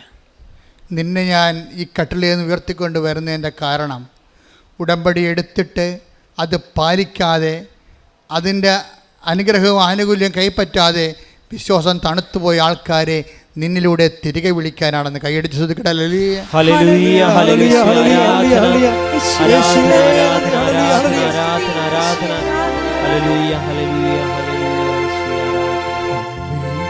എൻ്റെ അമ്മേ, എൻ്റെ ഈശോയുടെ അമ്മേ, എൻ്റെ അമ്മേ, എനിക്ക് ഈശോ തന്നൊരമ്മേ, അമ്മേ, എൻ്റെ അമ്മേ, എൻ്റെ ഈശോയുടെ അമ്മേ, എൻ്റെ അമ്മേ, എനിക്ക് ഈശോ തന്നൊരമ്മേ. പരിശുദ്ധ പരമദിവ്യകാരുണ്യത്തിന് എന്നേരവും ആരാധനയും സ്തുതിയും പുകഴ്ചയും ഉണ്ടായി. പരിശുദ്ധ പരമദിവ്യകാരുണ്യത്തിന് എന്നേരവും ആരാധനയും സ്തുതിയും പുകഴ്ചയും ഉണ്ടായിരിക്കട്ടെ. ഇവിടെ നമ്മുടെ സബ്ജക്റ്റ് ഇതാണ്. യോഹന്നാൻ 15:7 എന്താണ്? യോഹന്നാൻ 15:7 എന്താണ്? എൻ്റെ വചനം പറഞ്ഞേ, എൻ്റെ വചനം നിങ്ങളിൽ നിലനിൽക്കുമെങ്കിൽ നിങ്ങൾക്ക് ഇഷ്ടമുള്ളത് ചോദിക്കാം. അപ്പം ഇഷ്ടമുള്ളത് ചോദിക്കാമെന്നുള്ളത് നമുക്കറിയാം. ഉടമ്പടി എടുത്തപ്പോൾ നമുക്ക് മനസ്സിലായിട്ടുണ്ട്. ഒരു ദിവസം 10 സാക്ഷ്യമാണ് ഇപ്പോൾ അപ്പ് ചെയ്യണത്. 10-20 സാക്ഷ്യങ്ങൾ, 25 സാക്ഷ്യങ്ങളിൽ തിരഞ്ഞെടുക്കുമ്പോൾ അതിൽ 10 അപ്പ് ചെയ്യും. അപ്പോൾ 10 അപ്പ് ചെയ്യുമ്പോൾ ഓൾമോസ്റ്റ് ഓൾ സബ്ജക്റ്റ് ഡീൽ ചെയ്യുന്നുണ്ട്. കടം, ജോലി, ജപ്തി, മക്കളില്ലാത്തവർ, വീടില്ലാത്തവർ, വീട്. കഴിഞ്ഞ ദിവസങ്ങളിൽ ഒരു സാക്ഷ്യം ഉണ്ടായി. ശ്രുതികട്ടെ ഹല്ലേലൂയ, ഹല്ലേലൂയ, യേശുവേ ആരാധന, ഹല്ലേലൂയ, ഹല്ലേലൂയ, ഹല്ലേലൂയ, ഹല്ലേലൂയ, ഹല്ലേലൂയ, യേശുവേ നന്ദി, ഹല്ലേലൂയ, ഹല്ലേലൂയ, ഹല്ലേലൂയ, ഹല്ലേലൂയ, ഹല്ലേലൂയ, ഹല്ലേലൂയ, യേശുവേ സ്തുതി, ഹല്ലേലൂയ, ഹല്ലേലൂയ. ഞങ്ങൾക്ക് ആവശ്യമായ അഭിഷേകം. ആൻസി കുമ്പളങ്ങിയ. അപ്പം ആൻസി കുമ്പളങ്ങിയുടെ സാക്ഷ്യത്തിൻ്റെ സ്റ്റോറി നിങ്ങൾ മനസ്സിലാക്കണേ. ആൻസി കുമ്പളങ്ങി എന്ന് നമ്മുടെ നാട്ടുകാരിയാണ്. അവർ കല്യാണം കഴിച്ച് വിട്ട ആളാണ്. പക്ഷേ അവളെ കല്യാണം കഴിച്ച് വിട്ടതിന് ശേഷം അവളുടെ വീട്ടിൽ അപ്പനുണ്ട്, അമ്മയുണ്ട്, ആങ്ങളയുണ്ട്. ആങ്ങള കല്യാണം കഴിച്ചതാണ്. അപ്പം 4 പേരുണ്ട്. പക്ഷേ എന്നാ പറ്റിയ വെച്ചാൽ ആങ്ങള മദ്യപാനം തുടങ്ങി. അപ്പോഴത് രാത്രിയും പകലും കുടിക്കാൻ തുടങ്ങി. അപ്പോൾ പിന്നെ എന്താ, കുടി വന്നു കഴിഞ്ഞാൽ വെളി ഉണ്ടാകത്തില്ലല്ലോ. ജീവിതത്തെക്കുറിച്ച് വെളിവില്ല, വരുമാനമില്ല, ജീവിക്കാൻ മാർഗമില്ല. ഭാര്യ വഴക്കിട്ട് പോയി. എവിടെയാണെന്ന് ആർക്കും അറിയാൻ പാടില്ല. ആ രീതിയിൽ പോയി കളഞ്ഞ്. പിന്നെ എന്നാ സംഭവിച്ചു കഴിഞ്ഞാൽ അടുത്ത ദുരന്തം. അപ്പോൾ ഒരാൾ കുടുംബത്തിൽ നിന്ന് തകർന്നാൽ മൊത്തം തകരുവേ. അടുത്ത ദുരന്തം എന്താ? അടുത്ത ദുരന്തം വീടിന് ജപ്തിയായി.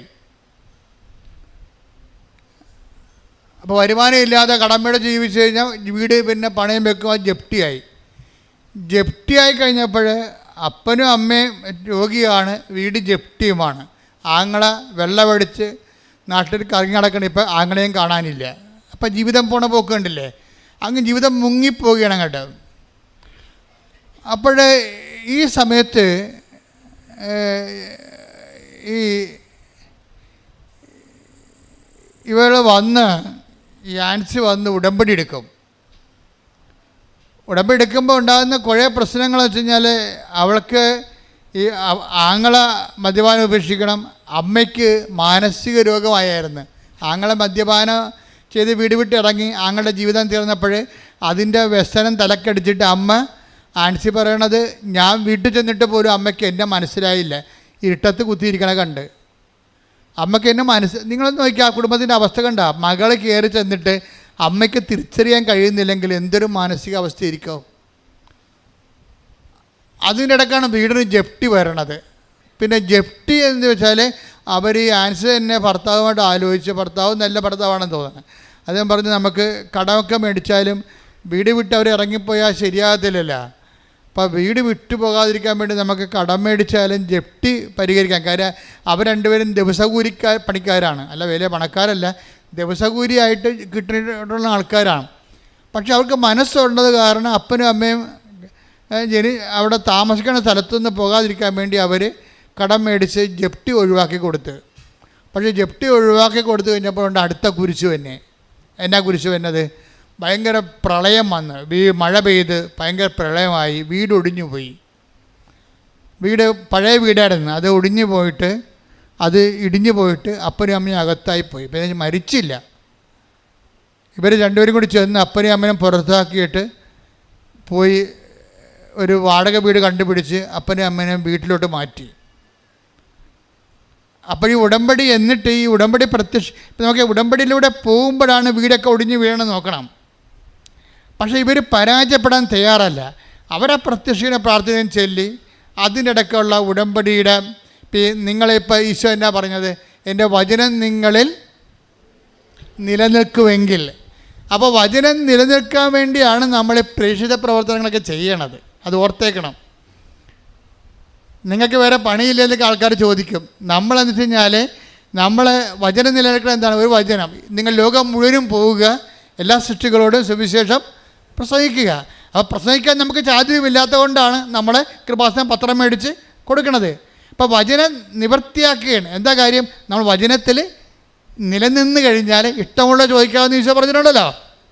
അപ്പോൾ എപ്പോഴും നിങ്ങൾ പ്രേക്ഷിത പ്രവർത്തനം ചെയ്യുമ്പോൾ ഓർക്കണം, ഈ ഉടമ്പടിയുടെ മെയിൻ സംഭവം പ്രേക്ഷിത പ്രവർത്തനമാണ്. അല്ലാതെ പ്രത്യക്ഷ പ്രാർത്ഥന മാത്രമല്ല, പ്രേക്ഷിത പ്രവർത്തനമാണ് ഇതിൻ്റെ സംഭവം. അതിൻ്റെ ഇവാഞ്ചലേഷൻ പ്രവർത്തനം, അതായത് ക്രിസ്തു ക്രൂശിക്കപ്പെട്ട സാഹചര്യം, അത് ലോകത്തിന് പാപത്തിന് പരിഹാരമായിട്ടാണ്. അപ്പോൾ മനുഷ്യൻ്റെ പാപങ്ങൾ മോചിക്കപ്പെടുന്നെങ്കിൽ സുവിശേഷത്തിൽ അവൻ വിശ്വസിക്കണം. അപ്പോൾ സുവിശേഷത്തിൽ വിശ്വസിക്കണമെങ്കിൽ അവൻ യേശുക്രിസ്തുവിന്റെ നാമത്തെ അനുതാപപ്പെടണം. അപ്പം അനുതാപമാണ് പ്രഘോഷിക്കപ്പെടേണ്ടത്. അത് ഭൂമിയുടെ അതിർത്തി വരെ അനുതാപം പ്രഘോഷിക്കപ്പെടാൻ വേണ്ടിയാണ് സുവിശേഷം പ്രഘോഷിക്കുന്നത്. സുവിശേഷത്തെ വിശ്വസിക്കാനാണ്.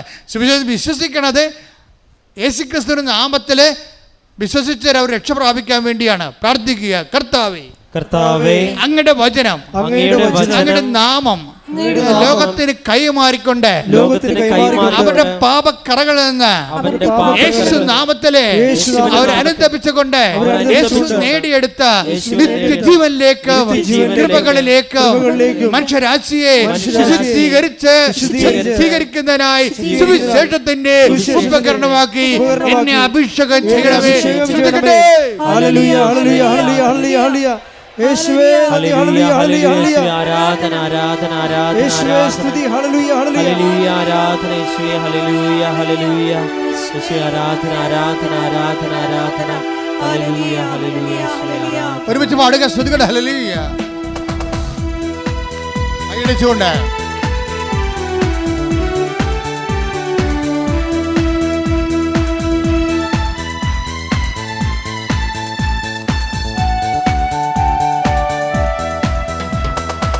യേശുനാമം അതിശയനാമം, ഈഴേനിക്കുമ്പോൾ നാമം യേശുനാമം അതിശയനാമം ഈഴേലിക്കുന്നതാമം എല്ലാ നാമത്തിലും മേലായ നാമം ഭക്തജനം വാഴ്ത്തും നാമം എല്ലാ നാമത്തിലും മേലായ നാമം ഭക്തജനം വാഴ്ത്തും നാമം എല്ലാ മുഴങ്കാലും മടങ്ങിടുത്തിരുന്നു വല്ലഭത്വമുള്ള നാമം എല്ലാ മുഴങ്കാലും മടങ്ങിടുത്തിരുന്നു വല്ലഭത്വമുള്ള നാമം ശ്രീയേശുനാമം അതിശയനാമം ഈഴേലിക്കുന്നതാമം ശ്രീയേശുനാമം അതിശയനാമം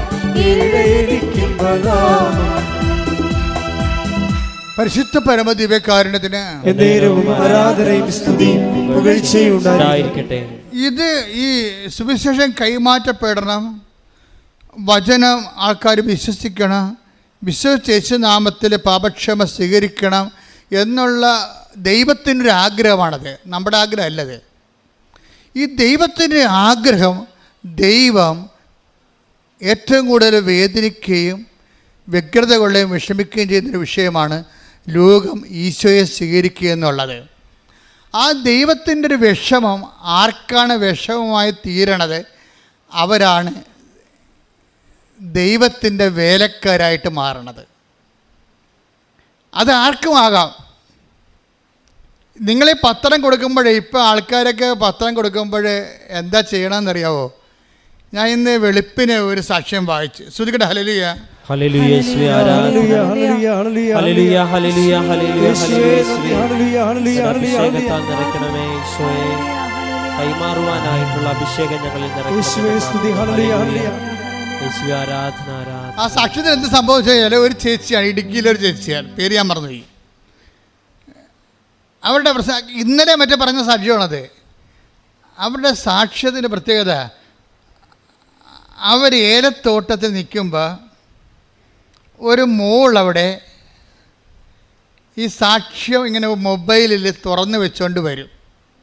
നമ്മുടെ സ്ഥിരം പരിപാടിയാണ് സാക്ഷ്യം കേട്ടുകൊണ്ട് നടക്കുക. ഈ മനുഷ്യന്മാരൊക്കെ മാറിപ്പോയിപ്പോൾ. അവളതിന് ഏലത്തോട്ടത്തിൽ പണി ചെയ്യാൻ വരുമ്പോൾ ഈ സാക്ഷ്യം ഓപ്പൺ ചെയ്ത് വെക്കും. അപ്പോൾ ഏലത്തോട്ടത്തിൽ പണി ചെയ്യുന്ന ആൾക്കാരൊക്കെ ഇവളോട് ചോദിക്കും, മകളെ ഇത് എവിടെ നിന്നാണ്, ഏത് മാതാവാണ് എന്നൊക്കെ പറയുമ്പോൾ അവൾ ആലപ്പുഴ മാതാവാണ്. അത് അവർക്കറിയാവുന്ന ഭാഷ പറയും. പക്ഷേ ജനങ്ങളിത് വിശ്വസിക്കും. എന്താ കാര്യം വെച്ച് കഴിഞ്ഞാൽ, ഇവളുടെ ശരീരത്ത് മുഴുവൻ വെള്ളപ്പാണ്ടായിരുന്നു. ഇവളുടെ ശരീരം മുഴുവൻ വെള്ളപ്പാണ്ടായിരുന്നു, വേദനയുള്ള വെള്ളപ്പാണ്ടുകൾ. ഇവളുടെ ജീവിതത്തിൽ പെങ്കൊച്ചല്ലേ, അപ്പോൾ അവളുടെ ജീവിതത്തിൽ ഏറ്റവും ഒരു മരണകരമായ വേദന അനുഭവിക്കുന്ന വിഷയമാണിത്. ഇവൾ ഇങ്ങനെ ഒരു പത്രം കിട്ടിക്കഴിഞ്ഞപ്പോൾ ഇവിടെ വന്ന് അമ്മയെ നേരിട്ട് കണ്ട്, കാശുണ്ടായിട്ട് വന്നതല്ലേ, അവിടെ നിന്നൊക്കെ വരണമെങ്കിൽ വലിയ പാടാ. അമ്മയെ കണ്ടിട്ട് പറഞ്ഞു, അമ്മേ എൻ്റെ വെള്ളപ്പാണ്ട് മാറ്റണം, വേറെ ഒന്നും എൻ്റെ ജീവിതത്തിൽ കിട്ടിയില്ലേ കുഴപ്പമില്ല, കരിക്ക് മുന്നോട്ട് പോകാൻ പറ്റണില്ല. അപ്പോൾ അവൾ ഉടമ്പടി എടുത്ത് ഉപ്പും ഉടമ്പടി തൈലം കൂടി തേച്ച് ഇവിടെ വെള്ളപ്പാങ്ങണ്ട് സെക്കൻഡുകൾക്ക് മായാൻ തുടങ്ങി. അപ്പോൾ എന്നാ പ്രശ്നം വെച്ച് കഴിഞ്ഞാൽ, ഇത് മറ്റുള്ളവർ കണ്ട്, ഏലത്തോട്ടത്തിൽ പണിയെടുക്കണ വേറെ ആൾക്കാർ ഇത് കണ്ട്, അപ്പോൾ പിന്നെ അവർ സാക്ഷ്യം കേൾക്കാൻ തുടങ്ങി. എങ്ങനെയാണ് ഈ സുവിശേഷം പ്രചരിക്കുന്നത്? അപ്പോൾ ഒരു മകളിലൂടെ, ഇപ്പം നിങ്ങൾ നോക്കിയ എന്നിട്ട് വേറെ ഒരു ചേച്ചി ഇത് കേട്ടിട്ട് പറഞ്ഞ്, അമ്മേ, അപ്പോൾ അവളുടെ വീട്ടിൽ കുറേ പ്രശ്നം. കാര്യം അത് മകൾക്ക് ജർമ്മനി പോകണം, പക്ഷെ അവൾ പഠിച്ചിട്ടും തലയിൽ കയറണില്ല, പോകാനുള്ള പരീക്ഷയ്ക്ക് തോറ്റും പോണ പോലെ അവൾക്ക് ആത്മവിശ്വാസമില്ല. അപ്പോൾ ഈ സാക്ഷ്യം കേട്ടിട്ട് ചേച്ചി പറഞ്ഞ്, ഞാനൊരിക്കൽ അമ്മയെ പോയി കാണും. അപ്പോൾ ആൾക്കാരൊക്കെ ഇപ്പോൾ പറയണത് അമ്മയെ പോയി കാണുമെന്നൊക്കെയാണ് പറയണത്. കാര്യം ഇന്ന് വെളുപ്പിന് വേറെ ഒരു സാക്ഷ്യം കേട്ട്. ശ്രുതികട്ടെ ഹല്ലേലൂയ.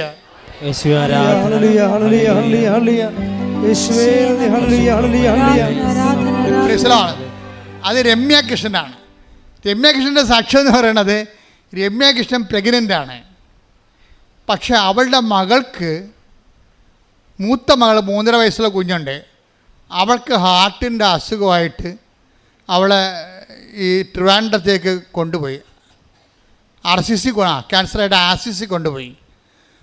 അപ്പോൾ കുഞ്ഞ് ഒറ്റക്ക് പോയത് കാരണം ഈ ഗർഭിണിയായി ഇവർക്ക് പോകാൻ പറ്റണില്ല. ഒന്ന് നോക്കിയാൽ ഓരോ മനുഷ്യന്മാർ വിഷമിക്കണ വിഷമം കണ്ടില്ലേ. അവൾ ഗർഭിണിയായത് കാരണം 4-5 മാസം പറ്റിയാണ്. അവിടെ ഈ സങ്കടപ്പെട്ട് കുഞ്ഞിൻ്റെ കൂടെ പോകാൻ പറ്റാത്തതുകൊണ്ട് അമ്മയെ, അവൾക്കാണെങ്കിൽ കുഞ്ഞിനാണെങ്കിൽ ഗുരുതരമായ അസുഖമാണ്, ചിലപ്പോൾ തിരിച്ച് കുഞ്ഞ് വരത്തില്ല.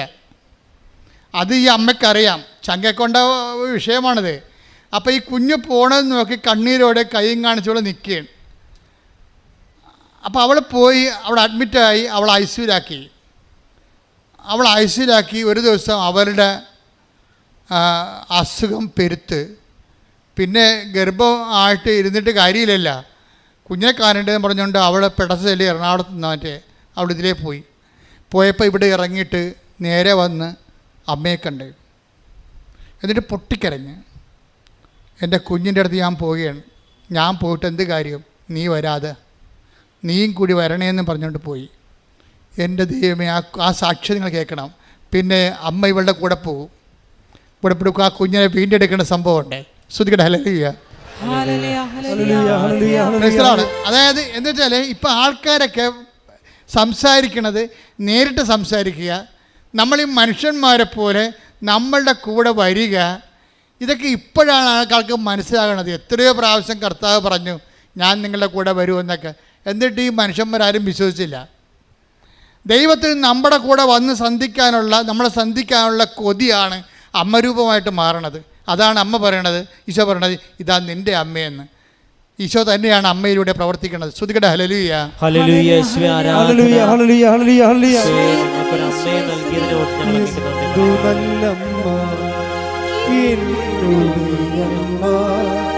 എനിക്കും ഈശോയ്ക്കും ഒരേ അമ്മ, എന്തു നല്ലമ്മ എന്നോട് അമ്മ, എനിക്കും ഈശോയ്ക്കും ഒരേ അമ്മ. Praise the Lord. അപ്പോഴേ നമ്മൾ ആ ഇടുക്കിയിലെ സാക്ഷിയല്ലേ പറഞ്ഞുകൊണ്ടിരിക്കുന്നത്. അത് കേട്ട ഒരു ചേച്ചി, ആ ചേച്ചിയുടെ മോൾക്ക് ഇതുപോലെ പഠന തകർച്ചയാണ്, പ്രൊഫഷൻ തകർച്ചയാണ്. അപ്പോൾ അവർ നോക്കിയിട്ട് അവരുടെ മുമ്പിൽ മാർഗമൊന്നുമില്ല. അപ്പോൾ അവർ പറയണത് എനിക്കും ഒരു ദിവസം അമ്മയെ പോയി കാണണം, എൻ്റെ മകളുടെ കാര്യങ്ങൾ പറയണം. പക്ഷേ എന്നിട്ട് അവരെന്നാ ചെയ്ത്, അവർ പറഞ്ഞ് നാളെ മുതൽ ഞാനും ഏലത്തോട്ടത്തിൽ പണിക്ക് വരാം, എൻ്റെ കാശില്ല, ആലപ്പുഴ വരാൻ കാശില്ല, അതുകൊണ്ട് ഞാനും ഏലത്തോട്ടത്തിൽ പണിക്ക് വരാം. ഇപ്പോൾ ഏലത്തോട്ടത്തിൽ പണിക്ക് ചെന്ന് ഒരാഴ്ച കഴിയപ്പോൾ അവർക്ക് 4000 രൂപ കിട്ടി. ആ 4000 രൂപയും കൊണ്ട് അവരിവിടെ വരും, അമ്മയെ കാണും, ഉടമ്പടി ചെയ്യും. പിന്നെ ഉടമ്പടിയിൽ ഇവരെന്താ ചെയ്യുന്ന, ആദ്യ കാലങ്ങളിൽ ഇവർക്ക് ഉടമ്പടിയിൽ ഇവർ പത്രം കുറച്ചൊക്കെ കൊടുക്കും, കുറച്ച് കൊടുക്കത്തില്ല. മകളും കുറച്ച് കൊടുക്കും, കുറച്ച് കൊടുക്കത്തില്ല. എന്നിട്ട് അത് കാര്യമായിട്ട് എടുത്തില്ല അവർ പത്രം കൊടുക്കണത്. കാര്യം അതിൻ്റെ അകത്തല്ല കാര്യം ഇരിക്കണത്. ശരിക്കും പറഞ്ഞാൽ സുവിശേഷം കൈമാറ്റത്തിലാണല്ലോ കാര്യം ഇരിക്കണത്. ദൈവത്തിൻ്റെ കാര്യം ഇരിക്കണത്, ദൈവത്തിന് വേണ്ടി പ്രയോജനമുള്ള കാര്യങ്ങൾ ചെയ്യാതെ നിങ്ങൾക്ക് മാത്രം പ്രയോജനമുള്ള കാര്യങ്ങൾ നിങ്ങൾ ചെയ്യും, പ്രത്യക്ഷത്തിന് പ്രാർത്ഥന ചൊല്ലിക്കൊണ്ടിരിക്കും. ഇവിടെയാണ് ആൾക്കാർക്ക് പറ്റണത്. ദൈവത്തിന് പ്രയോജനമുള്ള കാര്യങ്ങളൊന്നും ചെയ്യത്തില്ല. ദൈവം പറഞ്ഞ കാര്യങ്ങൾ, ഞാൻ രോഗിയായിരുന്നു നിങ്ങളെന്നെ സന്ദർശിച്ചു, ഞാൻ കാരാഗ്രഹവാസിയായിരുന്നു നിങ്ങളെന്നെ സന്ദർശിച്ചു, എനിക്ക് വിശന്നു നിങ്ങളെനിക്ക് ഭക്ഷണം തന്നു, ഞാൻ നഗ്നനായിരുന്നു നിങ്ങളെന്നെ ഉടുപ്പിച്ചു, ആ കാര്യങ്ങളൊന്നും ആൾക്കാർക്ക് ഒന്നും കൊടുക്കത്തില്ല. ഇത് അവർ ഈ പ്രത്യക്ഷയുടെ പ്രാർത്ഥന ചൊല്ലിക്കൊണ്ട് അങ്ങനെ ഇരിക്കും. അത് തന്നെ പരിപാടി. അങ്ങനെ കുറച്ച് ചെയ്ത് കുറച്ച് ചെയ്യാതെ എന്നിട്ട് ഇവരുടെ ഉടമ്പടി ശരിക്കും ഫ്രൂട്ടാകുന്നില്ല. അപ്പോൾ പിന്നെ വീണ്ടും ഇന്ന് ഉടമ്പടി പുതുക്കണമല്ലോ. പുതുക്കാൻ നേരത്തെ പിന്നെ കുഞ്ഞിന് പരീക്ഷയായി. അപ്പോൾ അവൾ എറണാകുളത്ത് വന്നപ്പോൾ ആ എറണാകുളത്ത് നിന്ന് പിന്നെ ഇവിടെ വന്ന് ഉടമ്പടി പുതുക്കിയിട്ട് രണ്ടാമത് ഇവർ ഉടമ്പടി പുതുക്കിയിട്ട് പോകുന്ന ഒരു കാഴ്ച ഉണ്ട്. ഉടമ്പടി പുതുക്കിയിട്ട് പോകുമ്പോൾ അവർ പറയണ് ഞാനിനി എൻ്റെ ഉടമ്പടി കറക്റ്റ് ചെയ്യും. അതിൽ എൻ്റെ നാട്ടിൽ കൂടി തമിഴ്നാട്ടിലേക്ക് ഒരു വണ്ടി പോകുന്നുണ്ട്. അപ്പോൾ ഞാനിവിടെ വന്ന് തമിഴ് പത്രമോ ഹിന്ദി പത്രമൊക്കെ വാങ്ങിച്ച്, എന്നിട്ട് എനിക്ക് ആ തമിഴ് വണ്ടിയിൽ എനിക്കറിയാവുന്നൊരു കണ്ടക്ടറുണ്ട്. ഞാൻ എൻ്റെ വീട്ടിൽ നിന്ന് ഭക്ഷണമൊക്കെ റെഡിയാക്കി പത്രം പിടിച്ച് ഞാൻ ഈ ബസ് സ്റ്റോപ്പിൽ പോകും. കുറേ ഉണ്ട്, 2-3 കിലോമീറ്റർ ഉണ്ട് ആ തമിഴ് വണ്ടി പോകുന്ന ബസ് സ്റ്റോപ്പിലേക്ക് പോകാൻ വേണ്ടി. അവരോടെ പോയിച്ചും വണ്ടി വരുമ്പോൾ കണ്ടക്ടറിനോട് പറയും നിങ്ങൾ ഈ വണ്ടി എങ്ങോട്ടാണ് പോകണമെന്ന് ചോദിക്കും. അപ്പോൾ ഇത് തേനിയിലോട്ടാണ്. അപ്പം ഇത് തമിഴ് പത്രമാണ്, നിങ്ങൾക്ക് മനസ്സുണ്ടെങ്കിൽ ഇഷ്ടമുണ്ടെങ്കിൽ ഈ ദൈവവേല ചെയ്യണം. ഇത് നിങ്ങളവിടെ വിതരണം ചെയ്യണമെന്ന് പറയും. പരിചയം ഉണ്ടായിരുന്നത് കൊണ്ടും അതുകൊണ്ട് ആ ചേട്ടൻ പോയി തമിഴ് പത്രം മേടിച്ച് തേനി കൊണ്ടുപോയി വിതരണം ചെയ്യും. എന്നിട്ട് ഇവിടെ കയ്യിരിക്കണ പൊതിച്ചോറ് കൊണ്ടുവന്ന് ആ സ്ഥലത്തുള്ള ഇടുക്കിയിലുള്ള ഗവൺമെൻറ് ആശുപത്രിയിൽ പോയിട്ട് അവിടെ ഇരിക്കണ ഇരിപ്പ് രോഗികളെയും ബൈസ്റ്റാൻഡേഴ്സിനെയും കണ്ടിട്ട് ഇവർ ഭക്ഷണമൊക്കെ കൊടുക്കും. ഭക്ഷണമൊക്കെ കൊടുക്കുമ്പോൾ നമ്മൾ പ്രത്യക്ഷിക്കുന്ന പ്രാർത്ഥന ചൊല്ലി, വിശ്വാസ പ്രമാണം ചൊല്ലി, മനുഷ്യന്മാർ, നിങ്ങൾക്കറിയോ ഇന്നത്തെ കാലത്ത് ഈ ഉടമ്പടിയുടെ പേരിൽ ഒരു ദിവസം തന്നെ ഒരു 10 ലക്ഷം രൂപയെങ്കിലും മനുഷ്യന്മാർക്ക് കൊടുക്കുന്നുണ്ട്. അതുപോലെ തന്നെ ആയിരക്കണക്കിന് വസ്ത്രങ്ങൾ ആൾക്കാരെ കൊടുക്കുന്നുണ്ട്. ഒരു ദിവസം ഒരു MP ഇവിടെ വന്നപ്പോഴേ എന്നോട് പറഞ്ഞു, അച്ഛനൊരു ആശുപത്രി തുടങ്ങണമെന്ന് പറഞ്ഞു. എന്നിട്ട് എന്താ എന്നോട് പറഞ്ഞേക്കുന്നത്, KPO ഞാൻ ബിഷപ്പ് ആശുപത്രി തുടങ്ങിയില്ല, അച്ഛനും തുടങ്ങാൻ പറഞ്ഞു. അപ്പോൾ അദ്ദേഹം ക്രിസ്ത്യൻ അല്ലാഞ്ഞ കാരണം ഞാൻ പറഞ്ഞു, സാറേ ഇത് രണ്ട് മിഷനാണ്. ഞാൻ ചെയ്യണത്, ഞാനിവിടെ ഒരു ആശുപത്രി തുടങ്ങിയിട്ട് ആൾക്കാർക്ക് മരുന്ന് പകുതി വിലക്ക് കൊടുക്കുന്ന പരിപാടിയല്ല ഇത്. ജനങ്ങളെ തന്നെ കൊടുക്കാൻ വേണ്ടി എക്വിപ്പാക്കുകയാണ്. അവരുടെ കൈവശം എത്ര അപ്പമുണ്ടോ എന്ന് ഈശോ ചോദിച്ചില്ലേ, അത് കൊണ്ടുവരാൻ പറഞ്ഞില്ലേ. അപ്പം ജനങ്ങളുടെ കൈവശമുള്ളത് എന്താണ്? വിശ്വാസമോ അപ്പമോ വസ്ത്രമോ പണമോ ഭക്ഷണമോ എന്താണ്? അതുകൊണ്ട് അവരെ കൊണ്ട് തന്നെ ഞാൻ കൊടുപ്പിക്കുക. ശരിക്കും പറയണേ, ബൈബിളിൻ്റെ ഒരു കാഴ്ചപ്പാട് ആ രീതിയിലാണ്. അല്ല എവിടെയെങ്കിലും ഒരു സെൻട്രലൈസ് ചെയ്തിട്ട് ഒരു ഇൻസ്റ്റിറ്റ്യൂഷൻ ഉണ്ടാക്കിയിട്ട് അവസാനം ആശുപത്രി കച്ചവടമാണ്, വിദ്യാഭ്യാസം കച്ചവടമാണെന്നുള്ള ചീത്തപ്പേരാണ് നമ്മൾ ഇത്തരങ്ങൾ കഷ്ടപ്പെട്ട് നമുക്ക് ഉണ്ടായത്. കഷ്ടപ്പെടാനുള്ള എല്ലാം കൃത്യ ആവശ്യമുള്ള അഭിഷിക്തന്മാരും സന്യസ്തരുമൊക്കെ ശരിക്കും ജീവിതം ഒഴിഞ്ഞു വെച്ച് ഈ ആശുപത്രികളിലും വിദ്യാഭ്യാസ സ്ഥാപനങ്ങളൊക്കെ ആത്മാർത്ഥമായിട്ട് കഷ്ടപ്പെട്ടാണ് സ്ഥാപനം നിലനിൽക്കുന്നത്. പക്ഷേ പേരെന്താ? കച്ചവടമാണെന്ന പേര്. പക്ഷെ എനിക്കതറിയാവുന്നതുകൊണ്ട് ഞാൻ പണ്ട് പോലെ സുവിശേഷ കൈമാറ്റത്തിന് ഈ വേറെ ഒരു നിലവാരം തരാൻ വേണ്ടി എപ്പോഴും കർത്താവിനോട് പ്രാർത്ഥിക്കുമായിരുന്നു. പക്ഷേ എനിക്ക് ഉടമ്പടി തരുമെന്ന് എനിക്കറിയത്തില്ലായിരുന്നു. പക്ഷേ അമ്മ തരുമ്പോൾ അമ്മ ആഗ്രഹിക്കുന്ന കൃപാവര പദ്ധതിയാണ്.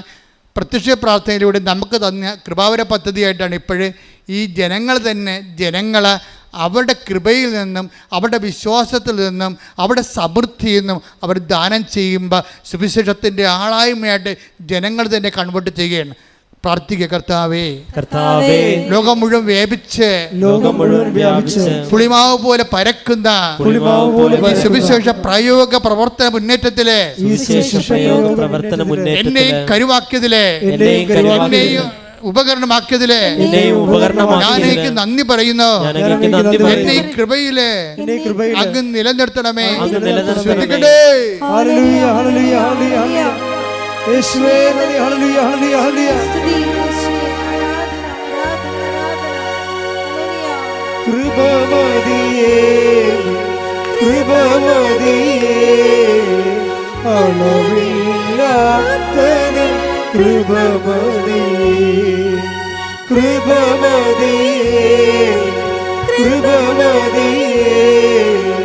അളവില്ലാത്ത അപ്പോൾ ഈ ചേച്ചി കൃത്യമായിട്ട് രണ്ടാമത് ഘട്ടത്തെ പുതുക്കി കഴിഞ്ഞപ്പോൾ ഉടമ്പടിയുടെ സ്പിരിറ്റ് മനസ്സിലാക്കിയപ്പോൾ അതിൻ്റെ മിഷൻ കൃത്യമായിട്ട് ദൈവസ്നേഹത്തോടെ ചെയ്യാൻ തുടങ്ങി. കാര്യം വെച്ചാൽ വെറുതെ കൊടുക്കുകയല്ല, ഉറപ്പ് വരുത്തും. നമ്മളെ കൊടുക്കണ നമ്മളെ കൊടുക്കണ ഭക്ഷണം അർഹമായ സ്ഥലത്താണ് കൊടുക്കണമെന്ന് ഉറപ്പ് വരുത്തിയിട്ട് അവരോട് കർത്താവിനെക്കുറിച്ച് പറയും. കൊടുത്തിട്ട് പോരുകയല്ല പ്രശ്നം. അങ്ങനെ പറയാൻ പറ്റാത്ത ചാതുര്യമില്ലാത്തവർക്കാണ് പത്രം കൊടുക്കണത്. മനസ്സിലായില്ല? പത്രം കൊടുത്താൽ ചെറുക്കെ പറയാൻ പറ്റത്തില്ല, അറിയത്തില്ല പറയാൻ. അതുകൊണ്ട് പത്രം കൊടുക്കും. പത്രം കൊടുക്കുമ്പോൾ എന്താണ്? ചവർ പോലെ സാക്ഷ്യം പെയ്ത് കിടക്കുകയില്ലേ പത്രത്തിൽ. അടയാളങ്ങളും അത്ഭുതങ്ങളും വീര്യപ്രവൃത്തികളും സുവിശേഷ കാലത്തിൻ്റെ ഒരു പുതിയ കാല പതിപ്പുകളാണ് നിങ്ങളുടെ കയ്യിൽ വരണത്. അത് തൊടുന്നപ്പോൾ പ്രാർത്ഥിക്കുമ്പോൾ അത് വെച്ച് പ്രാർത്ഥിക്കുമ്പോഴൊക്കെ ദൈവം അതെല്ലാം ആൻസർ ചെയ്യപ്പെടുന്നുണ്ട്. അപ്പോൾ ഇത് നമ്മളെ കൃത്യമായിട്ട് സത്യസന്ധമായിട്ട് ഇതിൽ നമ്മുടെ വിശ്വാസത്തിൻ്റെ മുതൽ മുടക്കിയാൽ, ദൈവസ്നേഹത്തിൻ്റെ മുതൽ മുടക്കിയാൽ, പ്രത്യാശയുടെ മുതൽ മുടക്കിയാൽ ഇതിന് കറക്റ്റ് റൈറ്റായിട്ടുള്ള റിട്ടേൺസ് ഉണ്ടെന്ന് ഇപ്പോഴേ എല്ലാവർക്കും മനസ്സിലായി. അതുകൊണ്ടാണ് ആൾക്കാരിപ്പോഴേ പഴയതുപോലെ പമ്മലൊന്നുമില്ല. നേരിട്ട് ചൊവ്വേ എത്ര വഴക്ക് കേട്ടാലും ആക്ഷേപിച്ചാലും അവർ പറയും നാളെ നിങ്ങളും വരും. ഇപ്പം ഞാനിപ്പോൾ ഇടുക്കിയിൽ ചേടുത്തി ആലപ്പുഴയ്ക്ക് കൂട്ടുവരാൻ വേണ്ടി ഒരു ചേടുത്തിയോട് പറഞ്ഞ് അപ്പോൾ പറഞ്ഞു ഞാൻ വരാമെന്ന് പറഞ്ഞു. പക്ഷേ വരണ ദിവസം വിളിക്കാൻ ചെന്നപ്പോഴുണ്ടല്ലോ അവിടെ ഒരു ബ്രദറുണ്ടായിരുന്നു. പണ്ട് മാതാവിനെ ഇല്ലാതെയൊക്കെ പ്രസംഗിച്ച് നടന്ന ബ്രദറാണെന്ന് തോന്നണം.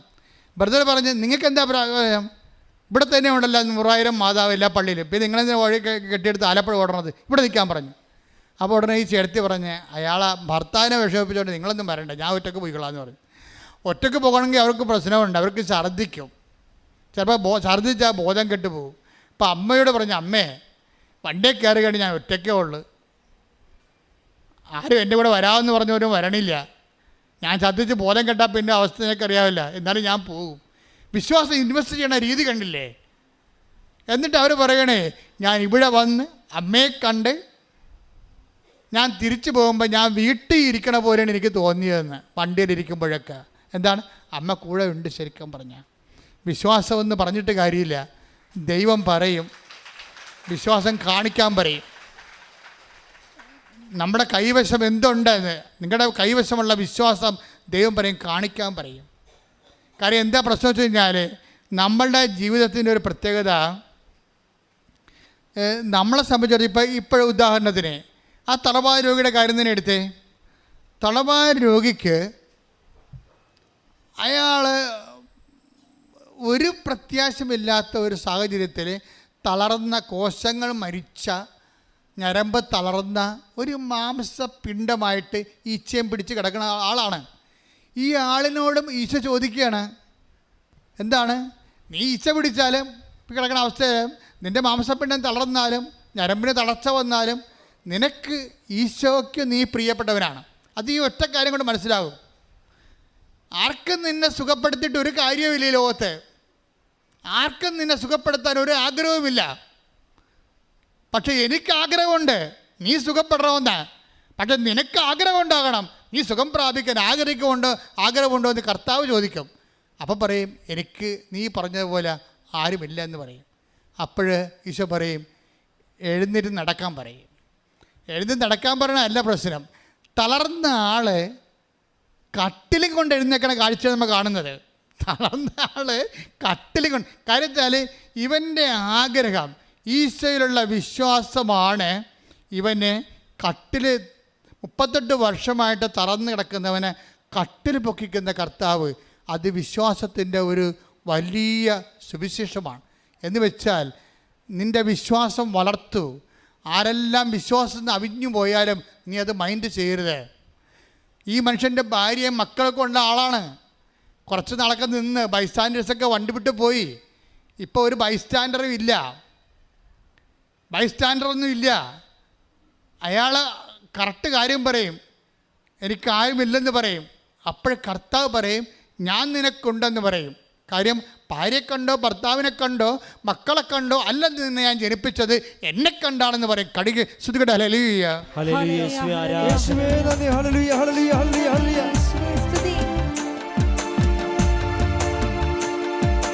എന്നെ ചുറ്റും ആയിരങ്ങൾക്കിടയിലാ എന്നെ തന്നെ നോക്കി നിൽക്കുന്നേ ഒരുവൻ.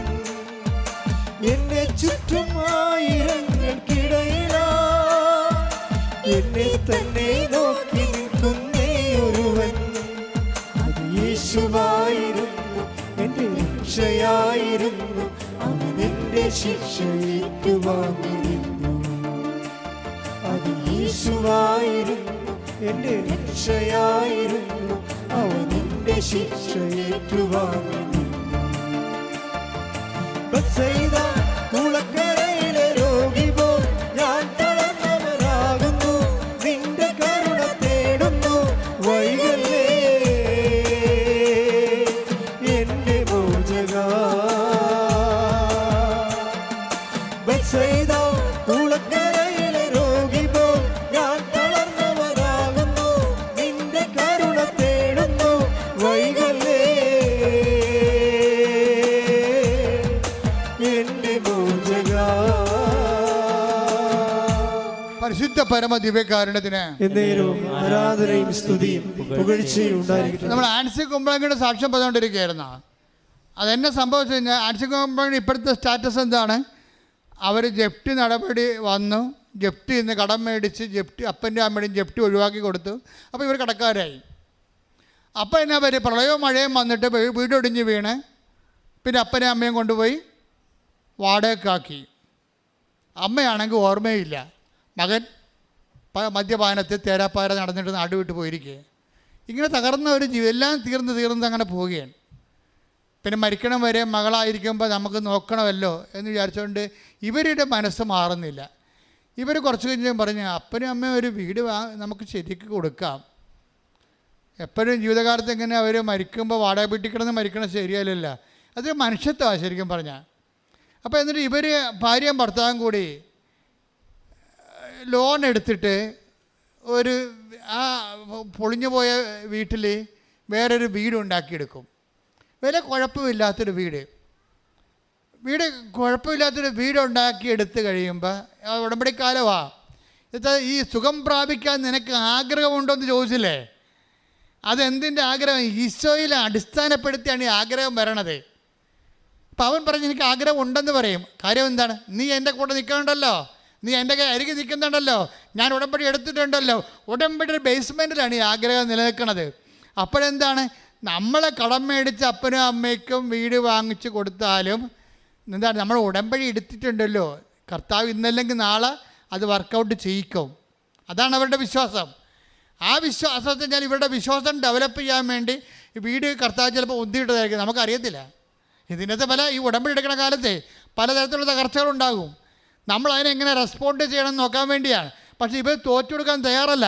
ഇവർ പറയണ പുതിയ കടത്തിൻ്റെ ജപ്തിക്ക് കടമുണ്ടായിരുന്നു, അതൊഴിച്ചു, ഇനി ഈ വീടിന് കടമുണ്ടാവും. എന്നാലും അപ്പനും അമ്മയും സ്വന്തം വീട്ടിൽ കിടന്ന് മരിക്കുമല്ലോ, മക്കളെ ജീവിച്ചിരിക്കുമ്പോൾ അതല്ലേ അവരോട് ചെയ്യാൻ പറ്റുന്ന ഏറ്റവും വലിയ പുണ്യം എന്ന് പറഞ്ഞുകൊണ്ട് ഇവർ വീടുണ്ടാക്കി കൊടുക്കും. അവർ പറയണേ, ആ വീട് ഉണ്ടാക്കണതിനെ ഞങ്ങൾക്ക് എങ്ങനെയാണ് അത് ഉണ്ടായതെന്ന് പോലും അറിയാൻ പാലാത്ത രീതിയിൽ ഒരു തടസ്സവുമില്ലാതെ പെട്ടെന്ന് ആ വീട് റെഡിയായത്. ഒരു 6 മാസത്തിനുള്ളിൽ വീട് റെഡിയായി. അത് ഈ മരിയൻ എന്ന് പറയുന്ന ഒരു സ്ത്രീയിലുണ്ട്. അമ്മ ആ വിഷയത്തിൽ കൊണ്ടുപോയി നമുക്കറിയാൻ പറ്റും. ഈ മുല്ലപ്പൂവൊക്കെ വരുമ്പോൾ നമ്മൾ ശ്രദ്ധിക്കണം. അവർ പറയുന്നുണ്ട് ഇടയ്ക്ക്, ഞാൻ ആ വീട്ടിൽ ചെല്ലുമ്പോഴേ അച്ഛാ എല്ലായിടത്തും മുല്ലപ്പൂവിൻ്റെ മണമാണ്. അപ്പം ഞാനവർക്ക് എനിക്ക് മാത്രമേ ഉള്ളെന്ന്. അപ്പോഴുണ്ട് എല്ലാ ദിവസവും അവിടെ മുല്ലപ്പൂവിൻ്റെ മണമുള്ള വീട്. ഇന്ന് ആ സാക്ഷി അപ്പ് ചെയ്യുന്നുണ്ട്, നിങ്ങൾ നോക്കണം കേട്ടോ. ഒരു കുടുംബം എങ്ങനെ രക്ഷപ്പെട്ട് വരണമെന്ന്, അമ്മ എങ്ങനെ രക്ഷപ്പെടുത്തുമെന്ന് അറിയാൻ പറ്റും. എന്ന് വെച്ച് കഴിഞ്ഞാൽ മരിയൻ സീൽ എന്ന് പറഞ്ഞാൽ ഇവിടെ ഈ കുടുംബത്തിന് എന്താ സംഭവിച്ചത്? ആദ്യം ജപ്തിയായി, അത് തകർത്തുകൊണ്ട് അതിനെ വിശ്വാസം അതിജീവിച്ചുകൊണ്ട് ജപ്തി നടപടി മാറ്റിക്കൊടുത്തു. പിന്നെ അത് അപ്പനും അമ്മയും വാടകയ്ക്കായി. പിന്നെ ആ വീട് ഇടിഞ്ഞ് വീണ് അങ്ങനെ അപ്പനും അമ്മയും വാടകയ്ക്കായി. അപ്പോഴും വിശ്വാസം കളയാതെ ഇവർ നിന്നിട്ട് അതിനെ അതിജീവിക്കും. പിന്നെ എന്താണ്? പിന്നെ ഇതെല്ലാം കാശുരവും ആ കട്ടളപ്പടിയിലും എല്ലാം കൃപാസനം കാശുരവും വെച്ചാണ് ഇവർ ചെയ്യണതെല്ലാം. എന്ന് വെച്ചാൽ ആ അവസാനം മാതാവിൻ്റെ തന്നെ സാന്നിധ്യത്തിൽ ആ വീട് തീർത്ത് കഴിയുമ്പോൾ എന്നാ പറ്റുമെന്നറിയാവോ? ആങ്ങളെ തിരിച്ചു വരും. അവനൊരു ജീവിതമായല്ലോ എന്നൊക്കെ വിചാരിക്കുമ്പോൾ അവൻ കുടി നിർത്തും. കുടിയായിരുന്നല്ല പ്രശ്നം മുഴുവനും. നമ്മൾ സത്യസന്ധമായിട്ട് ഇൻവെസ്റ്റ് ചെയ്തതെന്ന് ദൈവത്തിന് തോന്നിയാൽ നിൻ്റെ കഷ്ടപ്പാടുകളെ മാറ്റാൻ കർത്താവിന് 1 സെക്കൻഡ് മതി. കാര്യം എന്താ? നിങ്ങൾ വചനം വിട്ടു പോകത്തില്ല, വചനം നിലനിൽക്കുകയാണ്. ആൻസിയിലും ഭർത്താവിലും വചനം, എൻ്റെ വചനം നിങ്ങൾ നിലനിൽക്കുന്നുണ്ടെങ്കിൽ നിങ്ങൾക്ക് ഇഷ്ടമുള്ള ചോദിക്കാം.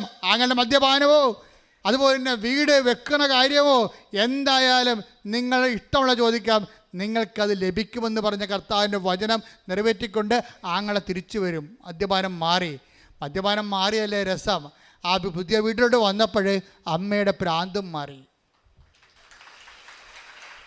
അപ്പം അമ്മയുടെ ഒരു ഭ്രാന്ത് മാറി, ഓർമ്മക്കുറവ് മാറി കഴിഞ്ഞപ്പോൾ അമ്മ സന്തോഷമായി, അപ്പൻ സന്തോഷമായി, ആങ്ങൾക്ക് സന്തോഷമായി. അവിടെ കുടുംബജീവിതം തിരിച്ചു പിടിച്ചു കഴിഞ്ഞപ്പോൾ അവർക്ക് എല്ലാം സന്തോഷമായപ്പോൾ അമ്മയ്ക്ക് ഒറ്റ ദുഃഖമേ ഉള്ളൂ. എന്താണ്? എൻ്റെ മകൾ എന്നെ പ്രതി ലോകത്തിലെ ഏറ്റവും വലിയ കടക്കാരി ആയല്ല എന്നുള്ള ദുഃഖമാണ്.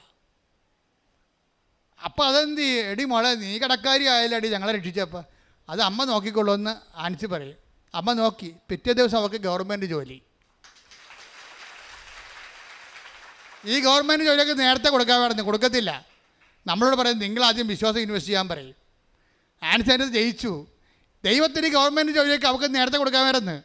നിങ്ങൾക്ക് പലർക്കും സംഭവം തരാതിരിക്കണതിൻ്റെ കാരണം എന്താ അറിയാമോ? നിങ്ങളത് ഉടമ്പടിയോടെ ഇൻവെസ്റ്റ് ചെയ്യണ പോലെ എൻ്റെ വചനം നിങ്ങൾ നിലനിൽക്കുന്നുണ്ടെങ്കിൽ പല ആൾക്കാരിലും വചനം നിലനിൽക്കണില്ല. കാര്യം അവർക്ക് ദൈവമല്ല പ്രധാനപ്പെട്ടത്, അവർക്ക് ജോലിയാണ്, വീടാണ്, വിവാഹമാണ്, വിദേശമാണ്. Take the word. ഹല്ലേലൂയ ഹല്ലേലൂയ ഹല്ലേലൂയ ഹല്ലേലൂയ ഹല്ലേലൂയ. യേശുവേ നന്ദി. ഹല്ലേലൂയ ഹല്ലേലൂയ. യേശുവേ ആരാധന. എന്നാൽ ലൗകിക വ്യഗ്രതയും ധനത്തിന്റെ ആകർഷണവും മറ്റു വസ്തുക്കൾക്ക് വേണ്ടിയുള്ള ആഗ്രഹവും അവരിൽ കടന്നുകൂടി വചനത്തെ ഞെരുക്കുകയും അത് ഫലശൂന്യമാവുകയും ചെയ്യുന്നു. ഇതിന്റെ പ്രശ്നം എന്താണെന്ന് വെച്ച് കഴിഞ്ഞാല് എന്തുകൊണ്ട് ഉടമ്പടി ഫലശൂന്യമാകുന്നോ? അതാണ് പ്രശ്നം. അവൻ പറയണ പോലെ ചെയ്യുന്നതല്ല ഉടമ്പടി. യോഹന്നാൻ 2:5 പറഞ്ഞ എന്താണ്? അവൻ പറയണ പോലെ ചെയ്യുക, അവൻ പറഞ്ഞ പോലെ ചെയ്തോളാമെന്നും അത് അവൻ്റെ മധ്യസ്ഥത്തിൽ കർത്താവിനോട് പറയണതാണ് ഉടമ്പടി. ആ ഉടമ്പടി എങ്ങനെയാണ് നിലനിൽക്കണത്? ആ ഉടമ്പടിയിൽ നമ്മൾ നിലനിൽക്കണമെങ്കിൽ എന്ത് ചെയ്യണം? എൻ്റെ വചനം നിങ്ങൾ നിലനിൽക്കുക. ഇപ്പോൾ ആൻസിയുടെ ജീവിതത്തിൽ വചനം നിലനിൽക്കുകയാണ്. കട്ടം നഷ്ടം സഹിച്ചുകൊണ്ട് കർത്താവിൻ്റെ വചനം നിറവേറ്റിക്കൊണ്ട് അവൾ ഉടമ്പടിയിൽ അങ്ങോട്ട് പുരോഗമിക്കണ കാണാം, ആ കാഴ്ച കാണാം. അതുപോലെ വിശ്വസിച്ചുകൊണ്ട് കഷ്ടം വന്നാലും നഷ്ടം വന്നാലും ദൈവത്തിൽ വിശ്വസിച്ചുകൊണ്ട് വചനം നിറവേറ്റിക്കൊണ്ട് മുന്നോട്ട് പോകുമ്പോൾ അതാണ് നിലനിൽപ്പെന്ന് പറയണത്. വചനം ഉടമ്പടിയിലുള്ള നിലനിൽപ്പെന്ന് പറയണത്. ഈ ഉടമ്പടി നിലനിന്ന് കഴിഞ്ഞാൽ എന്ത് പറ്റും അറിയാവോ? യോഹന്നാൻ 15:4. യോഹന്നാൻ 15:4. നിങ്ങൾ എന്നിൽ വസിക്കുവിൻ. Praise the Lord. നിങ്ങൾ പറഞ്ഞേ, നിങ്ങൾ എന്നിൽ വസിക്കുവിൻ. ഞാൻ നിങ്ങളിലും വസിക്കും. മുന്തിരിച്ചെടിയിൽ നിൽക്കാതെ ശാഖയ്ക്ക് സ്വയമേവ ഫലം പുറപ്പെടുവിക്കുവാൻ സാധിക്കാത്തതുപോലെ എന്നിൽ വസിക്കുന്നില്ലെങ്കിൽ നിങ്ങൾക്കും സാധിക്കുകയില്ല. ഞാൻ മുന്തിരിച്ചെടിയും നിങ്ങൾ ശാഖകളുമാണ്. ആരെന്നിലും ഞാൻ അവനിലും വസിക്കുന്നുവോ അവനേറെ ഫലം പുറപ്പെടുവിക്കും. എന്നെ കൂടാതെ നിങ്ങൾക്കൊന്നും ചെയ്യാൻ കഴിയുകയില്ല.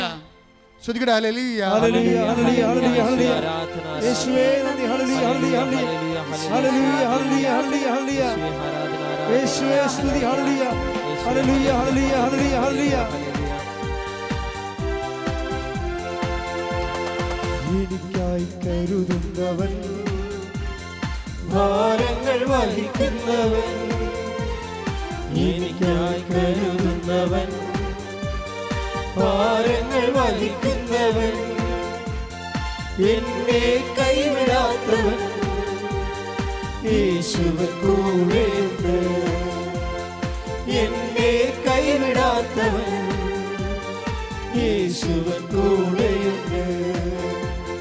പരീക്ഷ എന്റെ ദൈവം അനുവദിച്ച പരിഹാരം എനിക്കായി കരുതിയിട്ടുണ്ട്. പരീക്ഷ എന്റെ ദൈവം അനുവദിച്ച പരിഹാരം എനിക്കായി കരുതിയിട്ടുണ്ട്. എന്തിനെന്നു ചോദിക്കില്ല ഞാൻ, എന്റെ നന്മയ്ക്കായി എന്നറിയുന്നു ഞാൻ. എന്തിനെന്നു ചോദിക്കില്ല ഞാൻ, എന്റെ നന്മയ്ക്കായി എന്നറിയുന്നു ഞാൻ. പരിശുദ്ധ പരമദിവ്യകാരുണ്യത്തിന് ആരാധനയും സ്തുതിയും പുകഴ്ചയും ഉണ്ടായിരിക്കട്ടെ. എൻ്റെ മക്കളെ, ഇത് വളരെ ശ്രദ്ധിച്ച് കേൾക്കേണ്ട കാര്യമാണ്. ഇപ്പം നമ്മൾ എടുത്തുകൊണ്ടിരിക്കുന്ന വചനം യോഹന്നാൻ 15:4 എന്താണ്? നിങ്ങൾ എന്നിൽ വസിക്കുവിൻ. പറഞ്ഞേ, നിങ്ങൾ എന്നിൽ വസിക്കുവിൻ. ഞാൻ നിങ്ങളിൽ വസിക്കും. ഞാൻ നിങ്ങളിൽ വസിക്കും. മുന്തിരിച്ചെടിയിൽ നിലനിൽക്കാത്ത ശാഖയ്ക്ക് സ്വയമേവ ഫലം പ്രഭവിക്കാൻ കഴിയാത്തതുപോലെ എന്നിൽ വസിക്കുന്നില്ലെങ്കിൽ നിങ്ങൾക്ക് ഫലം പ്രഭവിക്കുവാൻ കഴിയുകയില്ല. നിങ്ങൾ എന്നിൽ വസിക്കുവൻ, ഞാൻ നിങ്ങളിലും വസിക്കും. അപ്പം ഇപ്പം നമുക്കറിയാലോ, നമ്മൾ വചനത്തിൽ നിലനിൽക്കാൻ പറഞ്ഞില്ലേ? 15:7 വചനത്തിൽ നിലനിൽക്കുന്നുണ്ടെങ്കിൽ, യോഹന്നാൻ 15:7 എന്താണ്? വചനത്തിൽ നിലനിൽക്കുന്നുണ്ടെങ്കിൽ എന്ത് ചെയ്യണം? നിങ്ങൾക്ക് ഇഷ്ടമുള്ള ചോദിക്കാം.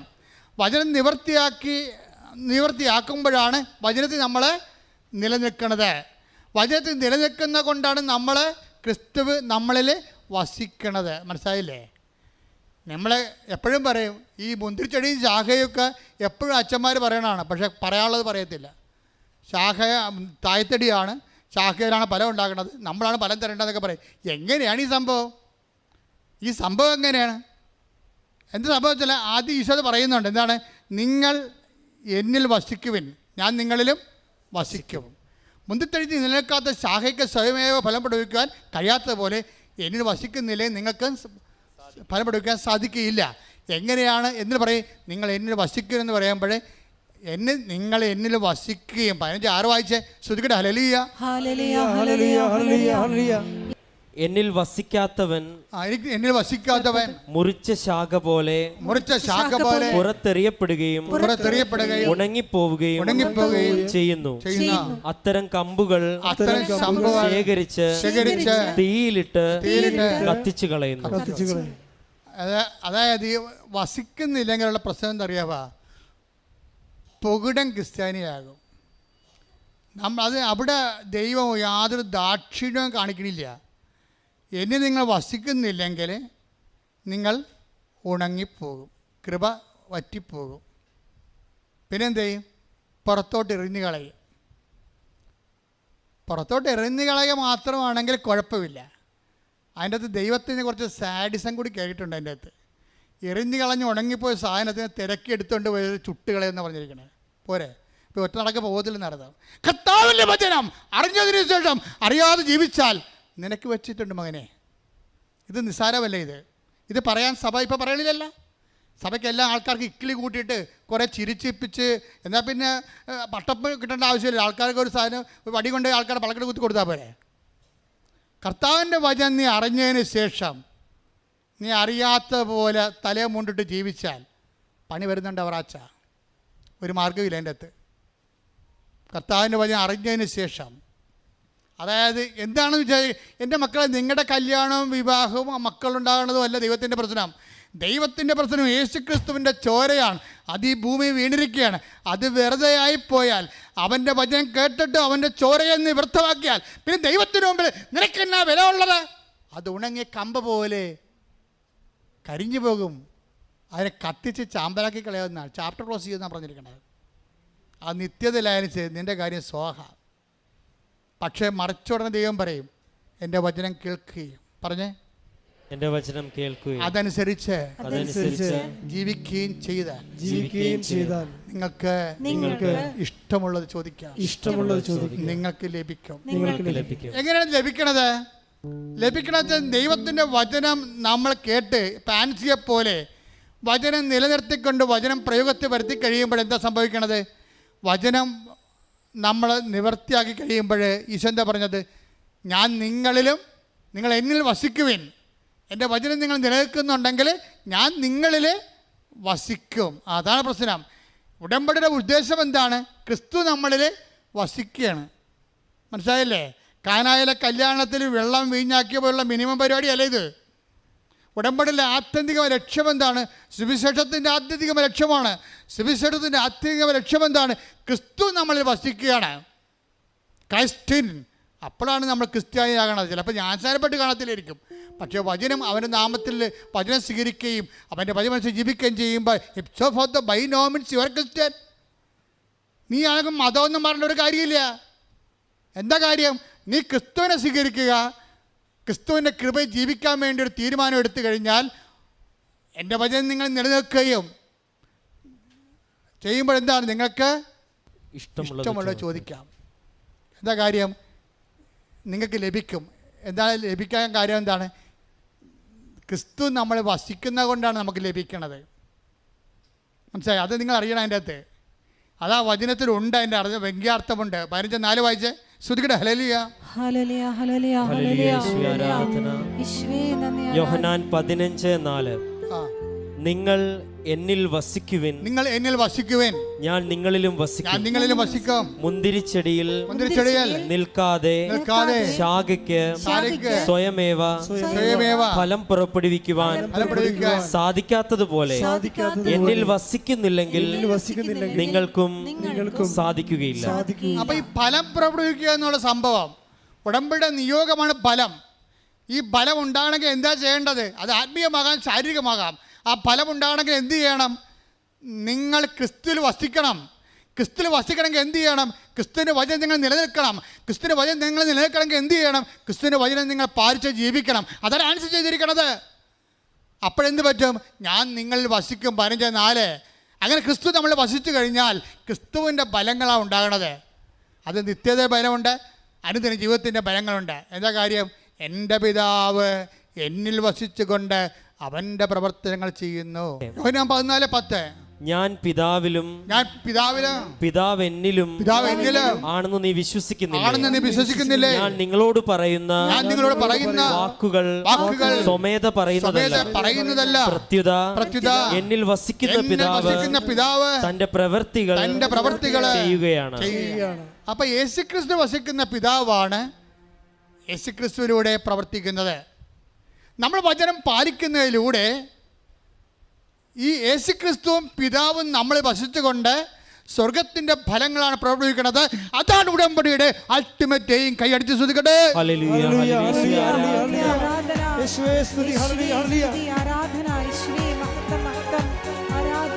നന്ദി യേശുവേ, നീ ചെയ്ത നന്മകൾ ഒരായിരം നന്ദി. നന്ദി യേശുവേ, നന്ദി യേശുവേ, നീ ചെയ്ത നന്മകൾ ഒരായിരം നന്ദി. ശക്തിയാലല്ല, കൈയുടെ ബലത്താലല്ല, നിന്റെ അല്ലയോ എന്നെ നടത്തിയത്. ശക്തിയാലല്ല, കൈയുടെ ബലത്താലല്ല, നിന്റെ അല്ലയോ എന്നെ നടത്തിയത്.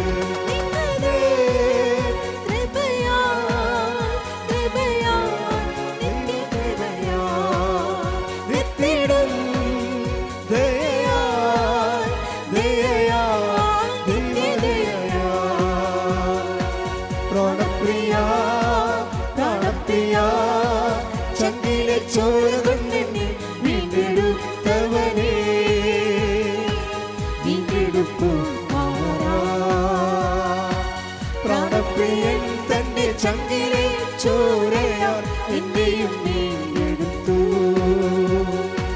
പ്രാണപ്രിയൻ തന്റെ ചങ്കിലെ ചോരയാൽ എന്നെയും വീണ്ടെടുത്തു. നന്ദി യേശുവേ, നന്ദി യേശുവേ, നീ ചെയ്ത നന്മകൾ ഒരായിരം നന്ദി. നന്ദി യേശുവേ, നിനക്ക് നന്ദി യേശുവേ, നീ ചെയ്ത നന്മകൾ ഒരായിരം നന്ദി. ശക്തിയാലല്ല, കൈയുടെ ബലത്താലല്ല, നിന്റെ അല്ലയോ എന്നെ നടത്തിയത്. ശക്തിയാലല്ല, കൈയുടെ ബലത്താലല്ല, നിന്റെ അല്ലയോ എന്നെ നടത്തിയത്. സ്തുതിക്കട്ടെ. ഹല്ലേലൂയ, ഹല്ലേലൂയ, ഹല്ലേലൂയ. യേശുവേ ആരാധന, ആരാധന. യേശുവേ മഹത്വം, മഹത്വം, ആരാധന.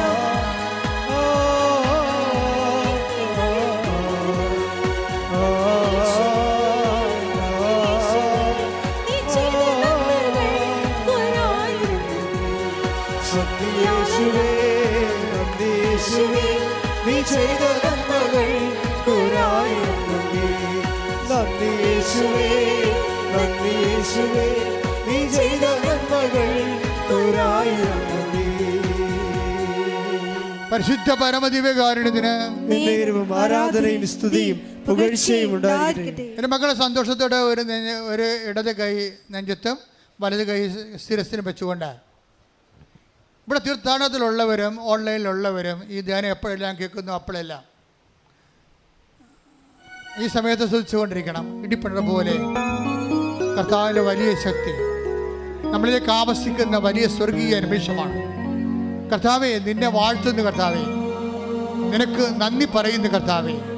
നിനക്ക് വേണ്ടി ക്രൂശിക്കപ്പെട്ടവനെ ശ്രുതികടേ, നിനക്ക് വേണ്ടി ക്രൂശിക്കപ്പെട്ടവനെ, നിനക്ക് വേണ്ടി തിരുവിലാവിൽ മെരുവേറ്റവനെ, നിനക്ക് വേണ്ടി മിൾക്കിടം ചൂടിയവനെ, നിന്നെ മിൾക്കിടം നൽകുന്ന വിശുദ്ധമായ രക്തം ഓരോ മകൻ്റെ മേലും ഓരോ മകളുടെ മേലും ഒഴുക്കണമേ.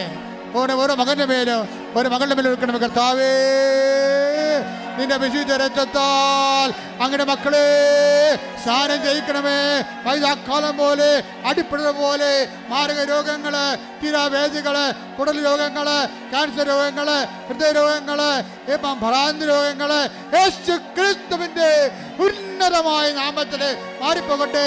സത്യാലല്ല ശ്രുതികളെ. ഹല്ലേലൂയ ഹല്ലേലൂയ ഹല്ലേലൂയ യേശുവേ ഹല്ലേലൂയ ഹല്ലേലൂയ. സത്യാലല്ല ശക്തിയാലല്ല താലല്ല നിന്റെയല്ലയോ എന്നെ നടത്തിയത്. ശക്തിയാലല്ല കൈയുടെ ബലത്താലല്ല നിന്റെയല്ലയോ എന്നെ നടത്തിയത്. നിന്നത് കൃപയാൽ കൃപയാൽ ദൈവകൃപയാൽ നിർത്തിടും ദയയാൽ ദയയാൽ നിത്യദയയാൽ. വീണ്ടും ഉദരത്തിൽ കൈവച്ചുകൊണ്ട്, ഇടത് കൈവച്ചുകൊണ്ട്, വലത് കൈ ശിരസിൽ വെച്ചുകൊണ്ട് നീ പ്രാർത്ഥന നിന്നോട് ആവശ്യപ്പെട്ടവരെല്ലാം ഓർക്കുക. നിന്റെ മകളാകാം, അയൽവാസിയാകാം, ബന്ധുവാകാം, സ്വന്തമാകാം, അയൽവാസി ആരായാലും നിന്നോട് പ്രാർത്ഥന ആവശ്യപ്പെട്ടവരെല്ലാം, അവിടെ ജോലിയില്ലാത്ത അവസ്ഥയാകാം, അവർക്ക് വീടില്ലാത്ത അവസ്ഥയാകാം, വഴിയില്ലാത്ത അവസ്ഥയാകാം, അവർ പരീക്ഷയ്ക്ക് എഴുതിയിട്ട് ജയിക്കാത്ത അവസ്ഥയാകാം, റിസൾട്ട് പ്രതീക്ഷിക്കുന്നവരാകാം, വിവാഹം ഒത്തുവരാത്തവരാകാം, മക്കളില്ലാത്തവരാകാം, ആന്തരിക അവയവങ്ങൾ രോഗങ്ങളുള്ളവരാകാം, വിദേശത്തു നിന്ന് പോരാൻ പറ്റാത്തവരാകാം, തിരിച്ചു പോകാൻ പറ്റാത്തവരാകാം, രേഖാമൂലമുള്ള തടസ്സമാകാം. എന്ത് തടസ്സമായാലും ഇടിമുഴക്കം പോലെ ശ്രദ്ധിക്കട്ടെ. യേശു ക്രിസ്തു നാമത്തിൽ മാറിപ്പോകട്ടെ.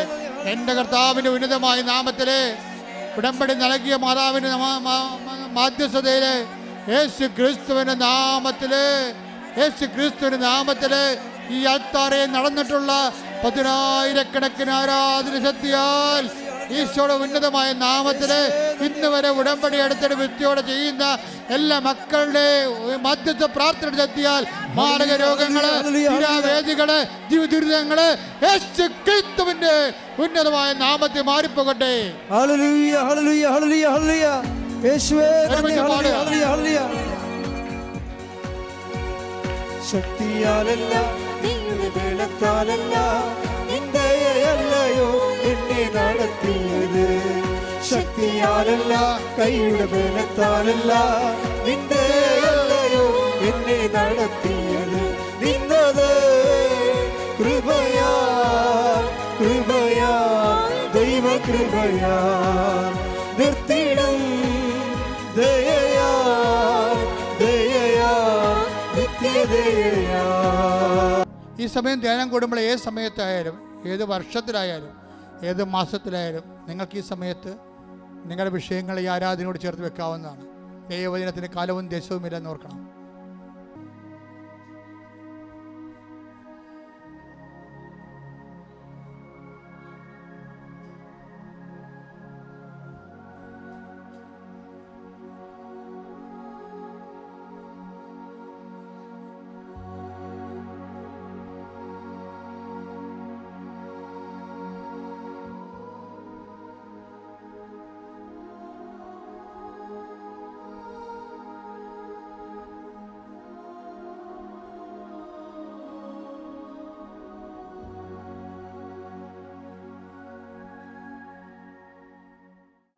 ഉടമ്പടിയിലെ പരിശുദ്ധ അമ്മയുടെ പ്രത്യക്ഷീകരണത്തിൻ്റെ വലിയ ദൈവാനുഭവം ലോകത്തിന് മുമ്പിൽ പ്രഘോഷിക്കുവാൻ കർത്താവെ ഞങ്ങളുടെ നിയോഗങ്ങളെ അങ്ങ് ഉപകരണങ്ങളാക്കി മാറ്റണമേ എന്ന് പ്രാർത്ഥിച്ചുകൊണ്ട്, ദൈവമേ, ഞങ്ങളുടെ ജീവിതത്തിൽ ഏറ്റവും പ്രധാനപ്പെട്ടത് ആരെക്കാളും എന്തിനേക്കാളും ഏത് വസ്തുവകകളെക്കാളും ഞങ്ങളുടെ നിയോഗങ്ങളെക്കാളും നിന്നെ അനുഭവിക്കുവാനുള്ള ഭാഗ്യം ഞങ്ങൾക്ക് നൽകണമേ എന്ന് പ്രാർത്ഥിച്ചുകൊണ്ട് ശിരസ് നമിച്ച് നമുക്ക് ആശീർവാദം സ്വീകരിക്കാം.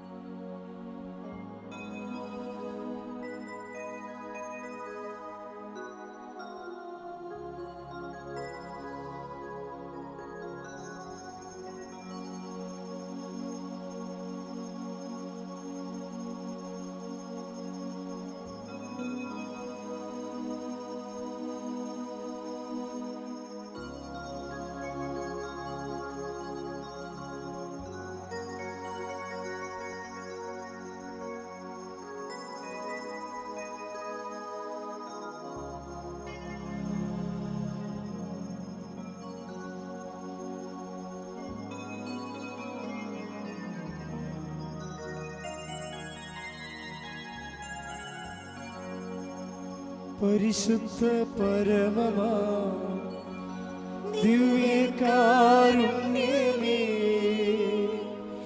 എന്നുമെന്നും അങ്ങേക്കാരാധന. പരിശുദ്ധ പരമമാ ദിവ്യകാരുണ്യമേ എന്നുമെന്നും അങ്ങേക്കാരാധന. പരിശുദ്ധ പരമമാ ദിവ്യകാരുണ്യമേ എന്നുമെന്നും അങ്ങേക്കാരാധന.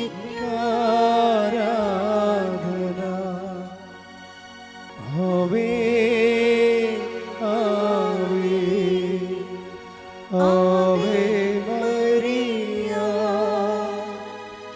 ആവേ ആവേ ആവേ മരിയ.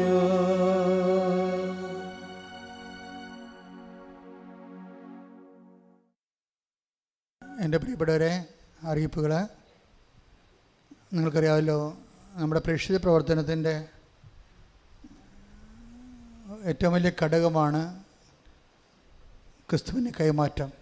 ഇപ്പോൾ ഒത്തിരി ചെറുപ്പക്കാർ അച്ഛൻ്റെ പ്രസംഗങ്ങളും സാക്ഷ്യങ്ങളും ഒക്കെ കട്ട് ചെയ്ത് വളരെ മനോഹരമായ റീലായിട്ടും ഒക്കെ ഇടുന്നുണ്ട്. ഞാൻ ശ്രദ്ധിക്കുന്നുണ്ട്, ഞാൻ നിങ്ങൾക്ക് വേണ്ടി പ്രാർത്ഥിക്കുകയും ചെയ്യുന്നുണ്ട്. നിങ്ങളുടെ കഴിവുകൾ കർത്താവിന് വേണ്ടി നിങ്ങൾ സന്തോഷത്തോടെ പ്രയോജനപ്പെടുത്തണം. കാരണം തിന്മ ലോകത്ത് പെരുകുമ്പോൾ, ഇരുട്ട് പരക്കുമ്പോൾ വെളിച്ചം കത്തിച്ച് എത്ര വെച്ചാലും മതിയാവത്തില്ല. എത്ര നേരം സുവിശേഷം വരെ ചെയ്താലും നമുക്ക് മതിയാവത്തില്ല. അതനുസരിച്ച് ലോകത്തിലെ ക്രിസ്തുവിൻ്റെ പ്രകാശം കൈമാറാൻ എല്ലാ തരത്തിലും പ്രേക്ഷിത വേല ചെയ്യുന്നവരുണ്ട്, ആതുരസേവനം ചെയ്യുന്നവരുണ്ട്. അതുപോലെ തന്നെ മീഡിയയിലൂടെ കർത്താവിനെ മഹത്വപ്പെടുന്നുണ്ട്. അവരെല്ലാവരും സമർപ്പിച്ചുകൊണ്ട് സ്തുതിക്കട്ടെ. അവരനുഗ്രഹിക്കുന്ന സമയമാണ്. കർത്താവ് മീഡിയയിലൂടെ കർത്താവിൻ്റെ നാമത്തെ മഹത്വപ്പെടുത്തി കൃപാസന മാതാവിലൂടെ സംഭവിച്ച ദൈവ പദ്ധതികൾ ലോകത്തിന് കൈമാറിക്കൊണ്ട് സഭ ഈ പ്രത്യക്ഷനെ ഏറ്റെടുത്തുകൊണ്ട് ദൈവത്തിൻ്റെ തിരുമനസ് എന്താണെന്ന് ലോകത്തോട് വ്യാഖ്യാനിച്ചു കൊടുത്തുകൊണ്ട് ദൈവരാജ്യത്തിൻ്റെ ഈ കാലഘട്ടങ്ങളിലുള്ള വിഷയപ്പകർച്ചയിലും സുവിശേഷത്തിൽ നിൽക്കാൻ പങ്കുചേർന്ന എല്ലാവരെയും നീ അനുഗ്രഹിക്കണമേ.